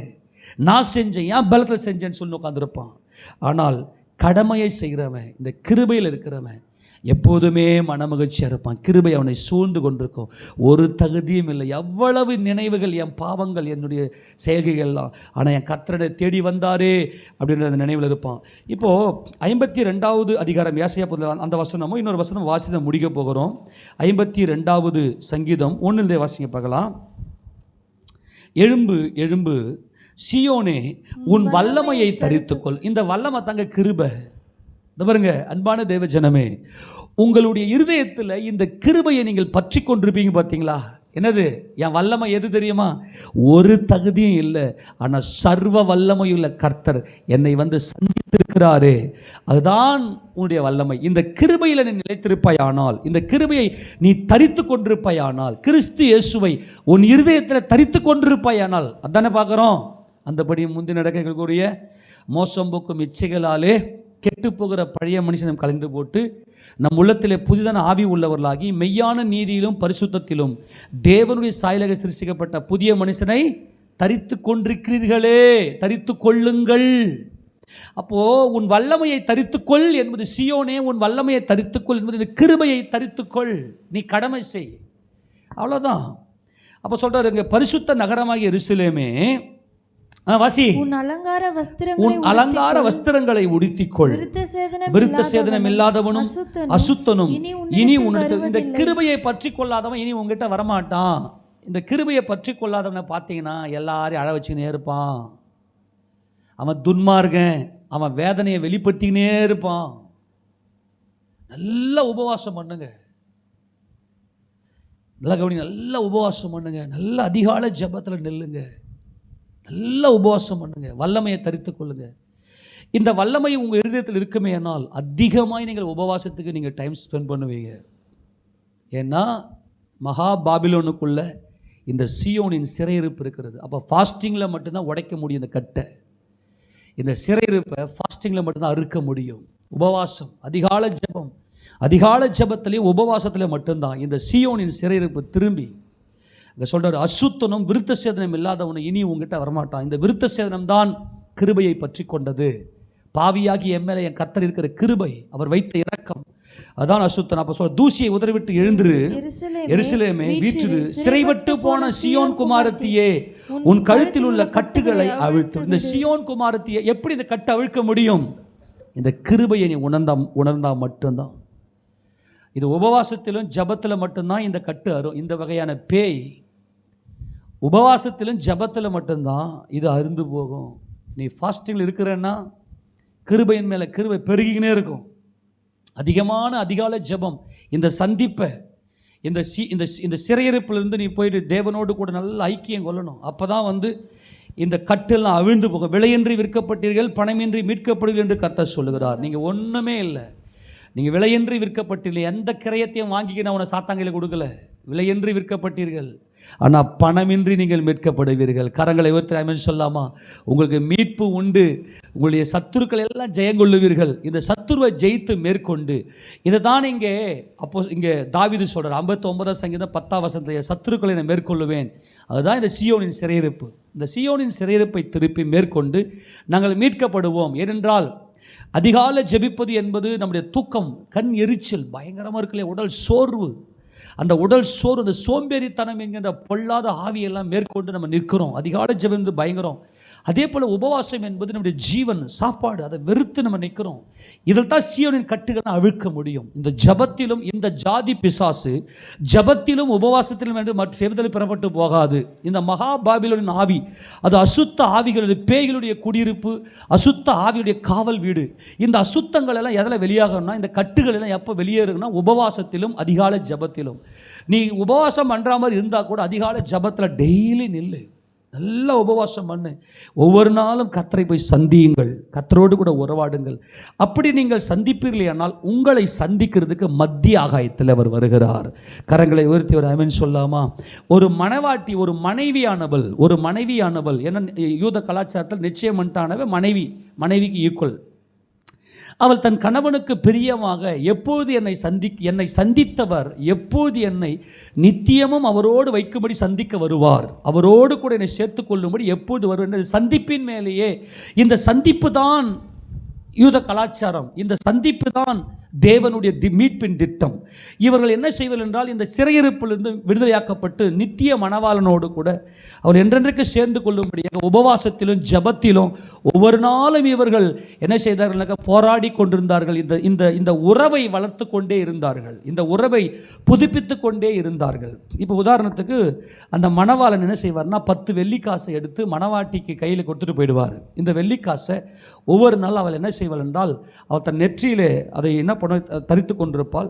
ஒவ்வொரு நாளும் அந்த வெள்ளிக்காசை அவிழ்த்து அதை என்ன செய்வாள் என்றால், அதை எண்ணிக்கொண்டே இருப்பாள். அதை எண்ணிக்கொண்டே, அது ஒன்று அந்த ஒவ்வொரு வெள்ளிக்காசுலையும் ஒவ்வொரு சிம்பல் இருக்கும். அந்த சிம்பலை அவள் பார்த்து கொண்டே இருப்பாள். அது ஒவ்வொன்றும் ஒவ்வொரு காரணத்தை வெளிப்படுத்தும். அதுதான் காணாமல் போன ஒரு வெள்ளிக்காசு காணாமல் போயிட்டால் அதை தேடி கண்டுபிடிக்கும் அளவும் அதை என்ன பண்ண பெருக்கி கூட்டி அதை கண்டுபிடிக்காமல் இருப்பாளா என்பதனுடைய அர்த்தம் என்னன்னா, இந்த சந்திப்பை ஒவ்வொரு நாளும் நினைவில் வைத்து கொண்டே இருப்பதுதான் அதிகாலை ஜெபம். ஆக இந்த வெள்ளிக்காசை தொலைத்து விடாதீர்கள் அன்பான தேவஜனமே. வெள்ளி என்பது மீட்பை காண்பிக்கிறது. இந்த சீயோனினுடைய மீட்புக்காகத்தான் கர்த்தர் சீக்கிரமாய் வருகிறார். இந்த சந்திப்பை ஒவ்வொரு நாளும் ஊக்கப்படுத்தி உற்சாகப்படுத்தி இந்த சந்திப்பில் நிலைத்திருந்தால் மனைவிகள், அவர்கள் தான் கிறிஸ்துவுக்கு மனைவிகள். அவர்கள் கிறிஸ்துவுக்கு துரோகம் செய்யாதவர்கள். ஒருவேளை இவ்வளவு காலம் நீங்கள் கர்த்தரை விட்டு விலகி இருந்து கர்த்தருடைய இந்த சந்திப்பை நீங்கள் ஒருவேளை கனப்படுத்தாமல் இருந்திருக்கலாம். அன்பான தேவஜனமே, இன்று முதற்கொண்டு உங்களை புதுப்பித்துக் கொள்ளுங்கள். என் கர்த்தரனை சந்தித்திருக்கிறார், இந்த சந்திப்பை நான் கனப்படுத்துவேன், இந்த உறவை நான் உயர்த்துவேன்னு சொல்லி நீங்கள் கர்த்தருக்குள் இருப்பீங்கன்னா வாசிக்கலாம். 1 தெசலோனிக்கேயர் வாசித்து முடிக்கலாம். 1 தெசலோனிக்கேயர் 4வது அதிகாரம் 16 வாசித்து நம்ம முடிக்கலாம். 1 தெசலோனிக்கேயர் ஏனெனில் கர்த்தர் தாமே ஆரவாரத்தோடும் பிரதான தூதனுடைய சத்தத்தோடும் தேவ எக்காலத்தோடும் வானத்திலிருந்து இறங்கி வருவார். அப்பொழுது கிறிஸ்துவுக்குள் மரித்தவர்கள் முதலாவது எழுந்திருப்பார்கள். பின்பு உயிரோடு இருக்கும் நாமும் கர்த்தருக்கு எதிர்கொண்டு போக மேகங்கள் மேல் அவர்களோடு கூட ஆகாயத்தில் எடுத்துக்கொள்ளப்பட்டு இவ்விதமாய் எப்பொழுதும் கர்த்தருடனே. இந்த ஆகாயத்தில் எடுத்துக்கொள்ளப்பட்டு என்பதுதான் சந்தித்து. அங்கே மணவாளனை, நம்முடைய புருஷனை, நமது கர்த்தராகிய இயேசு கிறிஸ்துவை உலக தோற்றத்துக்கு முன்பதாகவே என்னை சந்திக்கும்படி புறப்பட்டு வந்த என் கர்த்தர் நித்திய நித்திய நித்திய காலமாய் அவரோடு கூட என்றென்றைக்கும் நிலைத்திருக்கும்படியாய் அவர் மத்திய ஆகாயத்திலே சந்திக்கும்படி வருவார். யார் யாரெல்லாம் இந்த சந்திப்பை கனப்படுத்தி இந்த சந்திப்பை மகிமைப்படுத்தி ஒவ்வொரு நாளும் இந்த சந்திப்பை கர்த்தருக்குள்ள மனமகிழ்ச்சிக்குள்ளே இருக்கிறார்களோ அவர்கள் மத்திய ஆகாயத்தில் சந்தித்து நமது கர்த்தராகிய இயேசு கிறிஸ்துவுடனே கூட எப்போதும் அவரோடு கூட இருப்பார்கள். அதனால் அன்பான தேவஜனமே, அவரோடு சந்திக்கிற அந்த சந்திப்பை நீங்கள் கனப்படுத்தவில்லையானால் நீங்கள் சந்திக்கிற ஒவ்வொரு மனுஷனுக்கு மத்தியிலையும் கர்த்தர் உங்களை மகிமைப்படுத்தி மேன்மைப்படுத்தி வைப்பார். இன்றைக்கி ஏற்படுகிற எல்லா அவமானங்களுக்கு காரணமே என்னென்னா, அவரை சந்தித்த சந்திப்பை மறுதலிப்பது. அதை விட்டுருங்க. ஒவ்வொரு நாளும் கர்த்தருடைய அந்த அன்பில், இந்த உறவில் நிலைத்திருங்க. கர்த்தர் உங்களை நடத்துவார். நம்மளிடம் முழங்கால் இருக்கலாம். அன்பின் ஆண்டவரும் எங்கள் இரட்சகருமாய் இருக்கிற தேவனே, உமது பேரன்புக்காய் ஸ்தோத்திரம்.